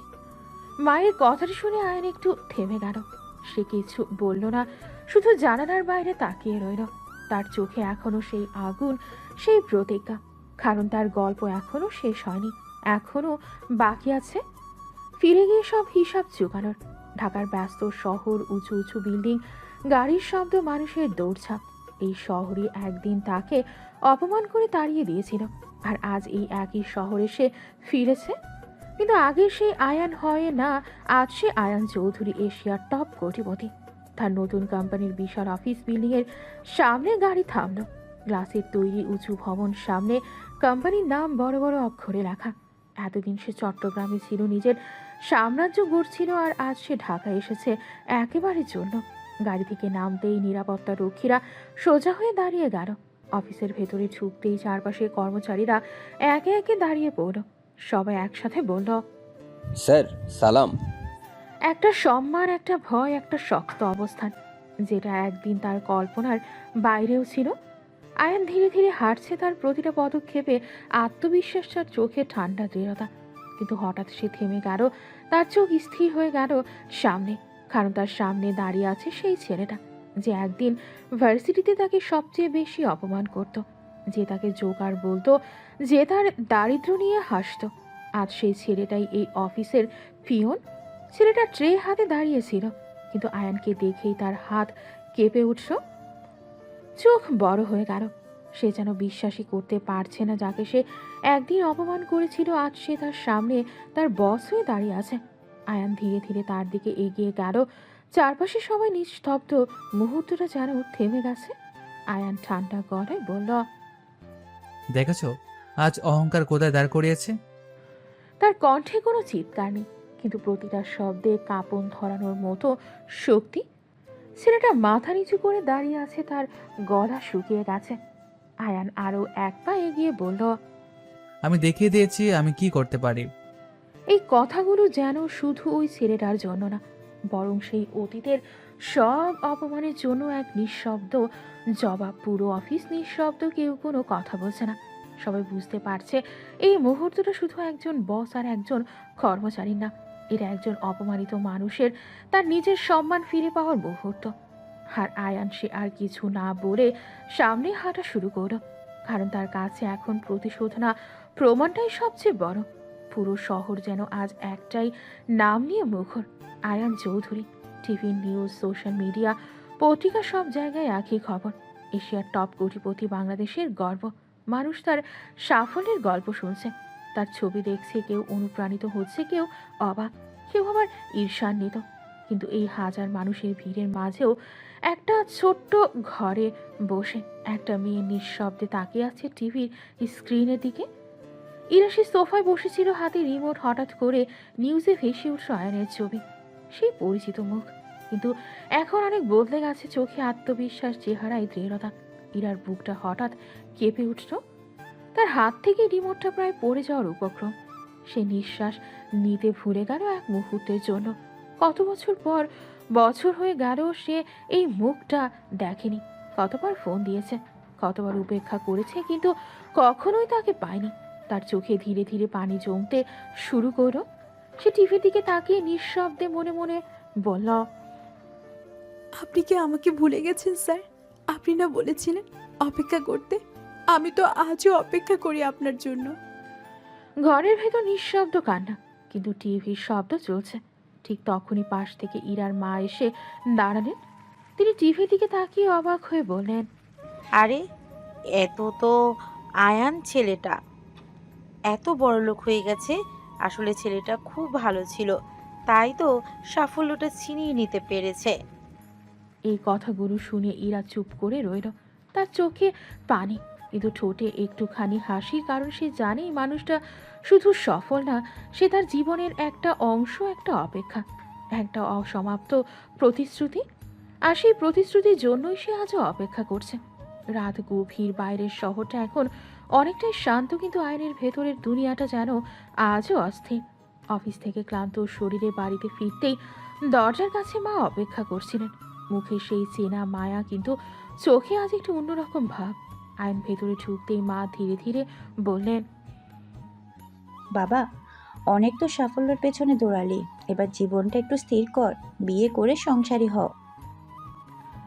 এই কথাটা শোনার সাথে সাথে আয়নের সামনে হঠাৎ করেই ভেসে উঠল একটা ছোট্ট মুখ, হাসি খুশি চোখ, দুষ্টুমি ভরা কণ্ঠ। ইরা সেই রাত, সেই ফুচকা, আর সেই কাঁদতে কাঁদতে বলা কথাগুলো। আমি আপনাকে ভালোবাসি স্যার। আয়নের বুকটা হঠাৎ কেঁপে উঠল। সে কয়েক সেকেন্ড চুপ করে থাকলো, তারপর ধীরে ধীরে বলল, বিয়ে করব মা। তাহলে আমি মেয়ে দেখা শুরু করি। না মা, আমার পছন্দ আছে। আমি একজনকে কথা দিয়েছিলাম অপেক্ষা করার জন্য। ঘরের ভেতর এক মুহূর্তের নীরবতা। মা গভীরভাবে তার দিকে তাকিয়ে রইলেন, তারপর মৃদু হাসলেন। তাহলে কালকেই চল। আমি জানি না মা, সে এখন অপেক্ষা করছে নাকি তার বিয়ে হয়ে গেছে। এই প্রশ্নটার ভেতরে লুকিয়ে আছে 5 বছরের ভয়, 5 বছরের অনিশ্চয়তা। মা ধীরে ধীরে তার হাতটা ধরে বললেন, সে যদি সত্যিই তোকে মন থেকে চায়, তাহলে দেখবি সে আজও তোর অপেক্ষায় আছে। এই কথাটা শুনে আয়ন চুপ করে গেল। তার চোখে হালকা জল, আর বুকের ভেতরে ধীরে ধীরে একটা আশার আরো জ্বলে উঠল। হয়তো সত্যি কেউ এখনো অপেক্ষা করছে। রাত অনেক গভীর, চারপাশ নিঃশব্দ, শুধু জানালার বাইরে হালকা বাতাসের শব্দ। বড় সেই বিশাল বিলাসবহুল ঘর, নরম বিছানা, দামি সাজসজ্জা, সবকিছুই আছে, কিন্তু আজ আয়ানের মনে হচ্ছে কিছু একটা নেই। সে বিছানায় শুয়ে আছে, ছাদের দিকে তাকিয়ে চোখ বন্ধ করছে, আবার খুলে ফেলছে। ঘুম যেন আজ তার চোখে আসতেই চাইছে না। তার মাথার ভেতরে শুধু একটা নাম ঘুরছে। ইরা সে ধীরে ধীরে চোখ বন্ধ করলো আর মনে মনে বলতে লাগলো, ইরা, তুমি কি সত্যি আমার অপেক্ষায় আছো, নাকি তুমি আমাকে ভুলে গেছো? 5 বছর, এই 5 বছরে কত কিছু বদলে গেছে, কিন্তু তোমার মন কি বদলে গেছে? সে নিজের বুকের উপর হাত রাখলো। হার্টবিটটা যেন একটু বেশি জোরে বাজছে। আমি যদি যাই, আমি কি খালি হাতে ফিরে আসবো, নাকি তোমাকে পাবো ইরা? এই প্রশ্নের উত্তর সে জানে না, কিন্তু একটা ভয় তাকে ভেতর থেকে কাঁপিয়ে দিচ্ছে। যদি না পায়, যদি সত্যিই সে আর তার জন্য অপেক্ষা না করে। আয়ান চোখ শক্ত করে বন্ধ করলো। তার বুকের ভেতর হঠাৎ একটা শূন্যতা তৈরি হলো। তোমাকে না পেলে আমি আবার শূন্য হয়ে যাব। এই বিশাল সাফল্য, এই কোটি টাকার সাম্রাজ্য, সবকিছু থেকেও সে আবার সেই আগের মতো একা হয়ে যাবে। কারণ কিছু মানুষ থাকে যাদের ছাড়া সবকিছু থেকেও কিছুই থাকে না। আর আয়নের জন্য ইরা শেখ সেই মানুষটা, যাকে সে কখনো নিজের কাছে পায়নি। কিন্তু হারানোর ভয়টা সবচেয়ে বেশি অনুভব করেছে। রাত আরও গভীর হলো, কিন্তু তার ভেতরের অস্থিরতা থামলো না। শুধু একটা প্রশ্ন ঘুরতেই থাকলো, সে কি এখন আমার জন্য অপেক্ষা করছে? পরের দিন সকাল, আকাশটা পরিষ্কার, হালকা রোদ পড়েছে চারপাশে। কিন্তু এই সাধারণ সকালের মাঝেই একটা বিশেষ মুহূর্ত অপেক্ষা করছে। ইরাদের বাসার সামনে একটা দামি গাড়ি এসে থামলো। গাড়ি থেকে নামলো আয়ান, তার পাশে তার মা। আয়ানের বুকের ভেতর ধুকপুক করছে। 5 বছর পর সে এই দরজার সামনে দাঁড়িয়ে, যেখানে একদিন সে একজন সাধারণ টিউশন শিক্ষক হয়ে আসতো, আর আজ সে এসেছে নিজের জীবনের সবচেয়ে গুরুত্বপূর্ণ উত্তর খুঁজতে। সে ধীরে ধীরে হাত তুলে কলিং বেল চাপল। কিছুক্ষণ পর দরজাটা খুলল ইরার মা। দরজা খুলেই তিনি প্রথমে একটু অবাক, তারপর চোখ বড় হয়ে গেল। আরে আয়ান বাবা, এসো এসো, ভিতরে এসো। ইনি কে? আমার মা। আসুন আপা, ভিতরে আসুন। সে কথাটা শুনে ইরার মায়ের মুখে হাসি ফুটে উঠল। তিনি তাড়াতাড়ি বললেন, আরে তাড়াতাড়ি চা কফি আর কিছু ফল নিয়ে আসো। তিনি দুজনকে ভেতরে নিয়ে গেলেন, ড্রয়িং রুমে বসতে দিলেন। তারপর তাড়াতাড়ি কাজের লোককে ডাকলেন। ঘরের ভেতরে একটা ব্যস্ততা তৈরি হলো, আর আয়ান সে চুপচাপ বসে আছে। তার চোখে মাঝে মাঝে ঘরের ভেতর ঘুরে যাচ্ছে, কিন্তু তার মনে একটাই জায়গায়, ইরা। এইদিকে আয়ানের মা আর ইরার মা হালকা গল্প শুরু করেন, খোঁজ খবর, ভালো মন্দ, মাঝে মাঝে হাসি। কিন্তু এই সাধারণ কথাবার্তার মাঝেও একটা অজানা উত্তেজনা কাজ করছে। হঠাৎ করেই আয়ানের মা প্রশ্ন করেন, আপনার মেয়ে কই? আর বলবেন না আপা, মেয়েটা কেমন যেন হয়ে গেছে। আয়নের বুকটা হঠাৎ কেঁপে উঠল। সে চুপ করে শুনছে। ইরার মা বলেই চলেন, সারাদিন রুমে থাকে, আগে কত সুন্দর ছিল, কত ছটপট, সারাদিন হাসি খুশি, আর এখন একদম শান্ত হয়ে গেছে। এই কথাগুলো শুনে আয়নের বুকের ভেতর অদ্ভুত একটা অনুভূতি হলো, একটা ভয় আর একটা আশা। হয়তো এই পরিবর্তনের পেছনে কোনো গল্প লুকিয়ে আছে, যেটার সাথে সে নিজেও জড়িয়ে আছে। ড্রয়িং রুমে নীরবতা ছড়িয়ে আছে। আয়ান চুপচাপ বসে, তার চোখ বারবার ঘরের ভেতরের দিকে চলে যাচ্ছে। হৃৎপিণ্ডটা যেন একটু বেশি জোরে ধুকপুক করছে। ঠিক তখনই ভেতর থেকে একটা কণ্ঠ ভেসে এলো। কে এসেছে মা? কথার শব্দ পাচ্ছি। তার কণ্ঠে কৌতূহল। ধীরে ধীরে সে সামনে এসে দাঁড়ালো। তার পরের মুহূর্তেই তার চোখ গিয়ে থামলো আয়ানের ওপর। 1 সেকেন্ড, 2 সেকেন্ড, সময় যেন থেমে গেল। ইরার চোখ বড় হয়ে গেল। সে যেন বিশ্বাসই করতে পারছে না, যাকে সে এতদিন শুধু স্মৃতিতে দেখেছে, যার জন্য প্রতিদিন অপেক্ষা করেছে। সে আজ তার সামনে দাঁড়িয়ে। ইরার ঠোঁট কাঁপছে, কিছু বলতে পারছে না। তারপর হঠাৎ করে সে দৌড়ে গিয়ে আয়ানকে শক্ত করে জড়িয়ে ধরল। পুরো রুম স্তব্ধ। আয়ান একদম হতভম্ব, সে বুঝতেই পারছে না কি হচ্ছে। তার হাত মাঝ আকাশে থেমে আছে। ইরা কাঁপা কাঁপা কণ্ঠে বলছে, আপনি সত্যি এসেছেন? তার চোখ দিয়ে টপ টপ করে পানি পড়ছে। এদিকে ইরার মা যেন একদম স্থির হয়ে গেছেন, মুখ খোলা, চোখ বড়। মনে হচ্ছে তিনি বুঝতেই পারছেন না এই দৃশ্যটা আসল নাকি স্বপ্ন। এটা কি হচ্ছে? আমার মেয়ে কি পাগল হয়ে গেল নাকি? স্যারকে কেউ এইভাবে জড়িয়ে ধরে? এই পরিস্থিতিতে আয়ানের মা হালকা হেসে ফেললেন। তার চোখে মমতা আর বোঝাপড়ার একটা শান্ত হাসি। তিনি ধীরে ধীরে ইরার মায়ের দিকে তাকিয়ে বললেন, ইরা কিন্তু আয়ানকে শুধু স্যার ভাবে না আপা, তার থেকে বেশি কিছু ভাবে। এই কথাটা শুনে ইরার মা একদম লজ্জায় পড়ে গেলেন। মুখে অপ্রস্তুত হাসি। আয়ানের মা আবার বললেন, চলুন আমরা একটু রুমে যাই। তিনি আলতো করে ইরার মাকে নিয়ে ভেতরের রুমের দিকে চলে গেলেন। ইরার মা যেতে যেতে একবার পেছনে তাকালেন। মুখ লাল হয়ে গেছে লজ্জায়। আর ড্রয়িং রুমে ইরা এখনো আয়ানকে জড়িয়ে ধরে আছে, যেন এত বছরের অপেক্ষা এক মুহূর্তে এসে থেমে গেছে। আর আয়ান সে ধীরে ধীরে তার হাতটা ইরার মাথায় রাখলো। তার চোখে বিস্ময়, কিন্তু ভেতরে কোথাও এক অদ্ভুত শান্তি। হয়তো তার অপেক্ষার উত্তর সে পেয়ে গেছে। ড্রয়িং রুমে এখন শুধু দুজন মানুষ, নীরবতা। কিন্তু সেই নীরবতার ভেতরে জমে আছে হাজারটা না বলা কথা। ইরা ধীরে ধীরে আয়নের বুক থেকে সরে এলো। তার চোখ এখনো ভেজা, কিন্তু হঠাৎ করে মুখটা ঘুরিয়ে নিয়ে নিল অভিমান, গভীর, অনেক দিনের জমে থাকা অভিমান। আমি আপনার সাথে কথা বলবো না। তার কণ্ঠ কাঁপছে, কিন্তু সে নিজেকে শক্ত রাখার চেষ্টা করছে। আয়ান একটু অবাক হয়ে তাকালো।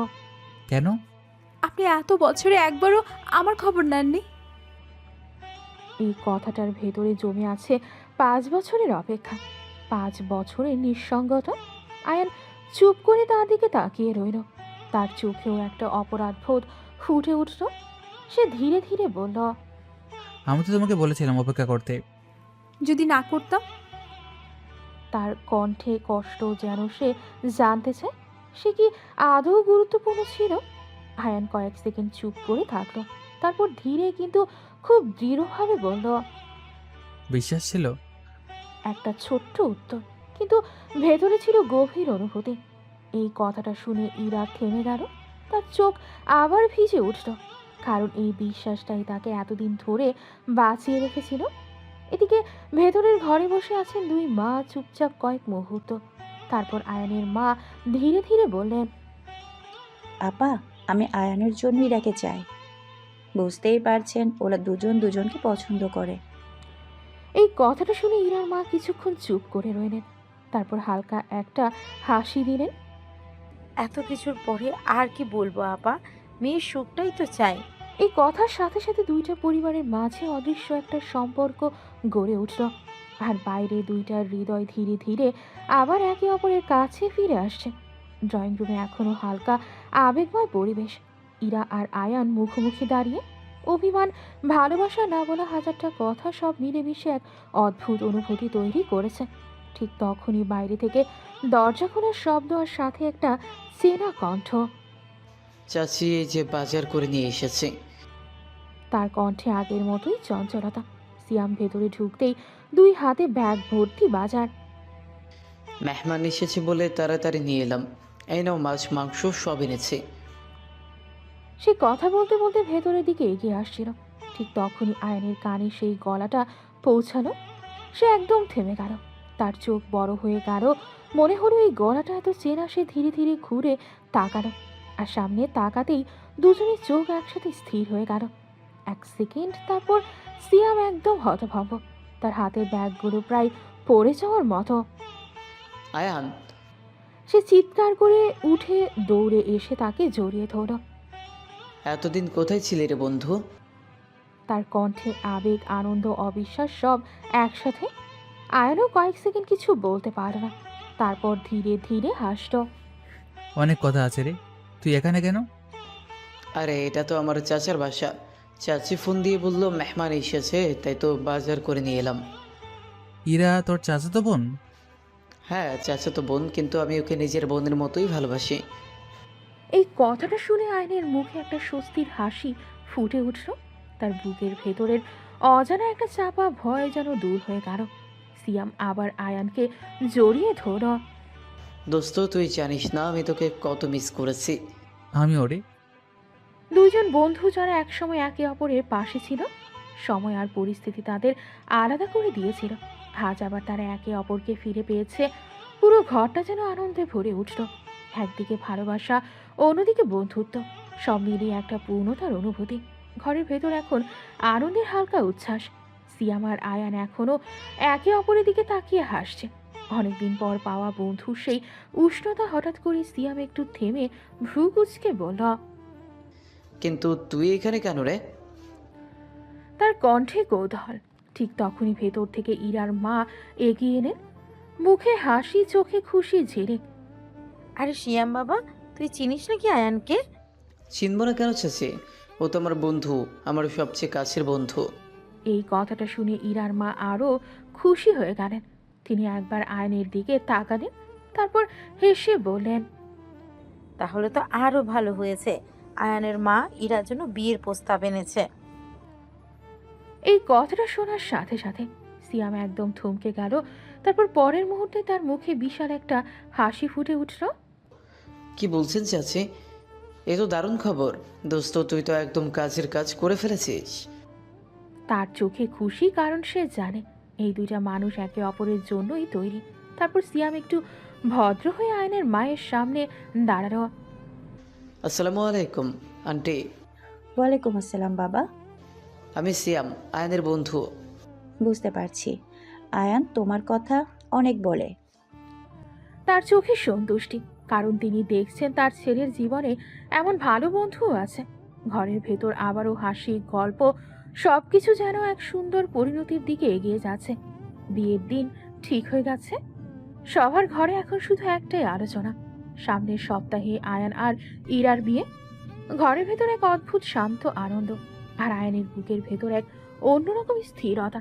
কিন্তু শান্তি যতই থাকুক, তার জীবনের আরেকটা দিক থেমে নেই। পরের দিন একটা বড় কর্পোরেট ডিলের মিটিং।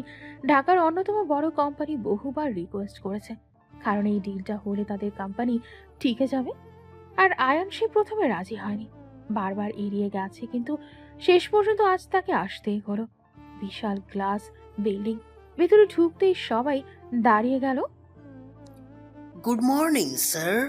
একটা সম্মান, একটা ভয়, একটা ক্ষমতার ছায়া। আয়ান চুপচাপ হাঁটছে, তার মুখে কোনো আবেগ নেই, শুধু ঠান্ডা স্থিরতা। মিটিং রুমে দরজা খুলতেই সে থমকে গেল। তার চোখ এক জায়গায় স্থির হয়ে গেল, কারণ সামনে বসে থাকা কয়েকজন মানুষ, তারা তার জন্য একদম অচেনা না, বরং খুবই পরিচিত। আর সেই মুখগুলো যারা একদিন ভার্সিটিতে তাকে ভিডিও করে অপমান করেছিল, যারা তাকে গরিব জোকার বলে হাসাহাসি করেছিল, যারা তাকে ক্লাস থেকে বের করে দিয়েছিল, আজ তারাই ব্যবসার জন্য তার সামনে বসে আছে। মুহূর্তটা থমকে গেল, রুমের বাতাস ভারী হয়ে উঠল। আয়নের ঠোঁটে ধীরে ধীরে একটা বাঁকা হাসি ফুটে উঠল, তার চোখে ঠান্ডা আগুন। সামনে বসা ছেলেগুলো একে অপরের দিকে তাকাচ্ছে, কথা বের হচ্ছে না, গলা শুকিয়ে গেছে। একজন আস্তে করে বলল, স্যার। কিন্তু আর কিছু বলতে পারল না। আয়ান ধীরে ধীরে চেয়ারে বসল, তারপর ঠান্ডা গলায় বলল, প্রেজেন্টেশন শুরু করেন। তার কণ্ঠে কোনো রাগ নেই, কিন্তু সেই শান্ত কণ্ঠটাই সবচেয়ে ভয়ঙ্কর। ছেলেগুলো কাঁপা কাঁপা হাতে ল্যাপটপ খুললো, প্রেজেন্টেশন শুরু করলো, কিন্তু প্রতিটা শব্দ যেন আটকে যাচ্ছে। আয়ান চুপচাপ শুনছে, তার চোখে কখনো স্ক্রিনে, কখনো তাদের মুখে। প্রেজেন্টেশন শেষ হতেই একজন আশা নিয়ে তাকালো। স্যার, ডিলটা যদি হয় তাহলে আমাদের কোম্পানি। পছন্দ হয়নি, ডিল ক্যান্সেল। এই কথাটা শোনার সাথে সাথেই রুমে যেন বজ্রপাত পড়ল, সবাই থমকে গেল। ছেলেগুলো একসাথে উঠে দাঁড়ালো। স্যার প্লিজ, এটা না হলে আমরা পথে বলবো। আমরা ভুল করেছি, প্লিজ স্যার একবার সুযোগ দেন। কিন্তু আয়ান একটুও নড়ল না, তার চোখ ঠান্ডা, ভয়ঙ্কর শান্ত। আয়ান ধীরে ধীরে উঠে দাঁড়ালো, তারপর বলল, আমি বাজে কাজে টাকা নষ্ট করি না, আউট। এই এক শব্দেই সব শেষ। ছেলেগুলো মাথা নিচু করে বের হয়ে গেল। রুমে নেমে এলো নীরবতা। আয়ান জানালার দিকে তাকিয়ে রইল, তার চোখে একটাই ভাব, সময় সব হিসাব নেয়। মিটিং এর সেই কঠিন সিদ্ধান্তের পরও দিনটা থেমে থাকে না। আয়নের জীবন এখন আর শুধু ব্যবসা বা প্রতিশোধে আটকে নেই, একটা নতুন অধ্যায় শুরু হতে যাচ্ছে, যেখানে নামটা শুধু সাফল্য না, বরং সম্পর্ক। সে ধীরে ধীরে ফোনটা হাতে নিল। ইরার নামটা স্ক্রিনে ভেসে উঠতেই এক মুহূর্ত থেমে গেল, তারপর কল দিল। রিং হচ্ছে। ইরা ফোন ধরতেই উত্তেজিত কণ্ঠে বলল, হ্যালো। রেডি হয়ে দেখো, বিয়ের জন্য শপিংয়ে যাব। এই কথাটা শোনার সাথে সাথে ইরার বুক ধক করে উঠল। 1 সেকেন্ড 2 সেকেন্ড, তারপর কাঁপা কাঁপা কণ্ঠে বলল। সত্যি? তার কণ্ঠে বিশ্বাস আর অবিশ্বাস মিশে গেছে। আয়ান হালকা নরম গলায় বলল। হ্যাঁ, রেডি হও, আমি আসছি। কল কেটে গেল। ইরা কিছুক্ষণ ফোন হাতে দাঁড়িয়ে রইল। তার চোখে এক অদ্ভুত আনন্দ, যেন এত বছরের অপেক্ষা ধীরে ধীরে পূর্ণতা পাচ্ছে। কিছুক্ষণ পর বাইরে এসে থামলো আয়নের গাড়ি। ইরা রেডি হয়ে বের হলো। আজ তাকে একদম অন্যরকম লাগছে, সহজ, সুন্দর আর একরকম নরম উজ্জ্বলতা। আয়ান তাকে দেখে এক মুহূর্ত চুপ করে গেল। তার চোখে অজান্তেই প্রশান্তি। আয়ান ধীরে ধীরে বলল। চলো। গাড়ি চলতে শুরু করলো। শহরের ব্যস্ত রাস্তা পেরিয়ে তারা পৌঁছে গেল বিশাল শপিং মলে। গ্লাসের বিশাল বিল্ডিং, ঝলমলে লাইট, ব্র্যান্ডের সারি সারি দোকান। ভেতরে ঢুকতেই সবাই যেন এক মুহূর্তেই তাকিয়ে গেল, কারণ তাদের সাথে থাকা মানুষটা সাধারণ না, এশিয়ার টপ কোটিপতি। আয়ান চুপচাপ ইরার হাত ধরে হাঁটছে। স্টাফরা এগিয়ে এসে মাথা নিচু করে বলছে। Welcome sir. কিন্তু আয়ান কোনো দিকে তাকাচ্ছে না, তার নজর শুধু ইরার দিকে। একটা দোকানে ঢুকতেই সে বলল। এটা দেখো। দামি দামি শাড়ির শাড়ি। ইরা একটু লাজুক ভাবে তাকাচ্ছে। আয়ান একে একে সব শাড়ি দেখছে, তারপর হঠাৎ বলল। সব প্যাক করে দেন। সব? আয়ান শুধু হালকা হাসল। তারপর তাকে আরেকটা জুয়েলারি শপে নিয়ে গেল। সোনার গহনা, হীরের সেট, ঝলমলে সব ডিজাইন। স্টাফরা একে একে বের করে দেখাচ্ছে, আর বাইরে দাঁড়িয়ে থাকা মানুষগুলো শুধু তাকিয়ে আছে, কারণ এমন কেনাকাটা তারা শুধু স্বপ্নে দেখে। আয়ান ইরার দিকে তাকিয়ে বলল। যেটা ভালো লাগে বলো। ইরা একটু লজ্জা পেয়ে মাথা নিচু করল, কিন্তু শেষ পর্যন্ত একটা সেট দেখিয়ে দিল। আয়ান কোনো প্রশ্ন না করে বলল। এটা দিন, আর সব মডেলের একটা একটা করে সেট দিন। সবাই অবাক, স্টাফরাও চুপ। বাইরের মানুষজন ফিস ফিস করছে। কে এই মেয়ে, এত দামি কেনাকাটা একসাথে? ইরা শুধু আয়নের পাশে দাঁড়িয়ে আছে, তার চোখে আনন্দ আর বুকের ভেতরে অজানা এক নিরাপত্তা। আয়ান তাকে একবার দেখে ধীরে ধীরে হাঁটা শুরু করলো। পেছনে পড়ে রইল ঝলমলে দোকান, চোখ আর এক নতুন গল্পের শুরু। শপিং মল থেকে বেরিয়ে আসার পর শহরের বিকেলের আলোটা ধীরে ধীরে নরম হয়ে এসেছে। গাড়ির দরজাটা খোলা। আয়ন আর ইরা পাশাপাশি দাঁড়িয়ে আছে। শপিং এর ব্যাগগুলো গাড়িতে রাখা হয়েছে। সবকিছুই যেন একটা স্বপ্নের মতো লাগছে ইরার কাছে। কিন্তু হঠাৎ করে ইরা চারপাশে তাকিয়ে একটু খুশি গলায় বলল। ফুচকা খাবো। রেস্টুরেন্টে চলো। তার কণ্ঠে অভ্যাসের মতো একটা স্টাইলিশ সিদ্ধান্ত, কিন্তু ইরা সাথে সাথে মাথা নেড়ে না বলে দিল। না না, রেস্টুরেন্টে ফুচকা কে খায়? বাহিরে চলুন, বাহিরে খাওয়ার মজাই আলাদা। এই কথাটা বলেই সে একটু এগিয়ে গেল। আয়ান কয়েক সেকেন্ড চুপ করে তাকিয়ে রইল, তারপর হালকা একটা দীর্ঘশ্বাস ফেলল। এই মেয়ের এত পরিবর্তনের ভেতরেও একটু বদলায়নি। একই রকম সরল, একই রকম জেদি আর একই রকম হাসি খুশি। সে ধীরে ধীরে বলল। ঠিক আছে। কিছুক্ষণ পর রাস্তার পাশে ছোট একটা ফুচকার দোকান, লাইট, ভিড় আর মানুষের হাসাহাসি। আয়নিরার পাশে দাঁড়িয়ে আছে। স্টাফরা দূর থেকে দাঁড়িয়ে আছে, যেন বুঝে উঠতে পারছে না এশিয়ার টপ কোটিপতি এখানে কেন। এরা একদম খুশিতে দোকানের দিকে তাকিয়ে বলল। মামা, ঝাল বেশি দিয়ে ফুচকা দেন। বেশি জাল না। আমি পারি, আমি অনেক ঝাল খেতে পারি। দোকানি হাসতে হাসতে ফুচকা বানাতে লাগলো। একটু পর ইরা একটা ফুচকা তুলে আয়নের দিকে বাড়িয়ে দিল। স্যার, আপনি খান। আয়ন একবার ফুচকার দিকে তাকালো, তারপর ইরার দিকে। তার চোখে হালকা বিস্ময়, যেন সে খুঁজে পাচ্ছে সেই পুরনো মেয়েটাকে, যে একদিন তার জীবনের সবচেয়ে সাধারণ আনন্দ ছিল। সে ধীরে ধীরে বলল। আমি পারবো না। পারবেন না মানে? চেষ্টা করবেন। আয়ন একবার হাসল, তারপর ধীরে ধীরে ফুচকাটা খেল। মুহূর্তেই ঝাল সে একটু কেঁপে উঠল। ইরা হাহা করে হেসে ফেলল। দেখতে তো বড় মানুষ, কিন্তু বাচ্চাদের মতোই এখনো। আয়ান তাকিয়ে রইল ইরার দিকে। তার হাসি, তার চোখের উজ্জ্বলতা, সবকিছুই এত চেনা, কিন্তু এতদিন পরও এত অচেনা লাগছে কেন? সে মনে মনে ভাবল। একটুও বললাইনি, এটাই তো আমি হারাতে চাইনি। আর ইরা তখনও হাসছে, আর আয়ান শুধু তাকিয়ে আছে, যেন সে আবার নতুন করে কিছু খুঁজে পেয়েছে। আজ সেই দিন যার জন্য অপেক্ষা করেছে দুইটা ভিন্ন জীবন, দুইটা ভিন্ন গল্প, আর দুইটা ভিন্ন সময়। পুরো শহর যেন আজ থমকে গেছে আয়ান আর ইরার বিয়েকে কেন্দ্র করে। বড় বড় সাজসজ্জা, ফুলে ভরা রাস্তা, আলোয় ঝলমল করছে পুরো পরিবেশ। বাড়ির ভেতর মানুষে মানুষে ভরে গেছে। কাজে এসেছে, অতিথিরা এসেছে, আর প্রতিটা চোখে যেন শুধু সেই মুহূর্তটার অপেক্ষায় যখন দুইটা নাম একসাথে উচ্চারিত হবে, আয়ান আর ইরা। ইরা সাজে বসে আছে, লাল বিয়ের পোশাকে তাকে যেন অন্যরকম লাগছে। চোখে একটু নার্ভাসনেস, আর বুকের ভেতর অজানা এক আবেগ। সে বারবার আয়ানের কথা ভাবছে। এটা সত্যি তো? আমি কি সত্যি তার হয়ে যাচ্ছি? ঠিক তখনই দরজা খুলল। আয়ান ঢুকলো। সাদা শেরওয়ানিতে তাকে দেখে এক মুহূর্ত সবাই থমকে গেল। তার চোখে আজ কোনো অহংকার নেই, আছে শুধু এক ধরনের স্থিরতা আর গভীরতা।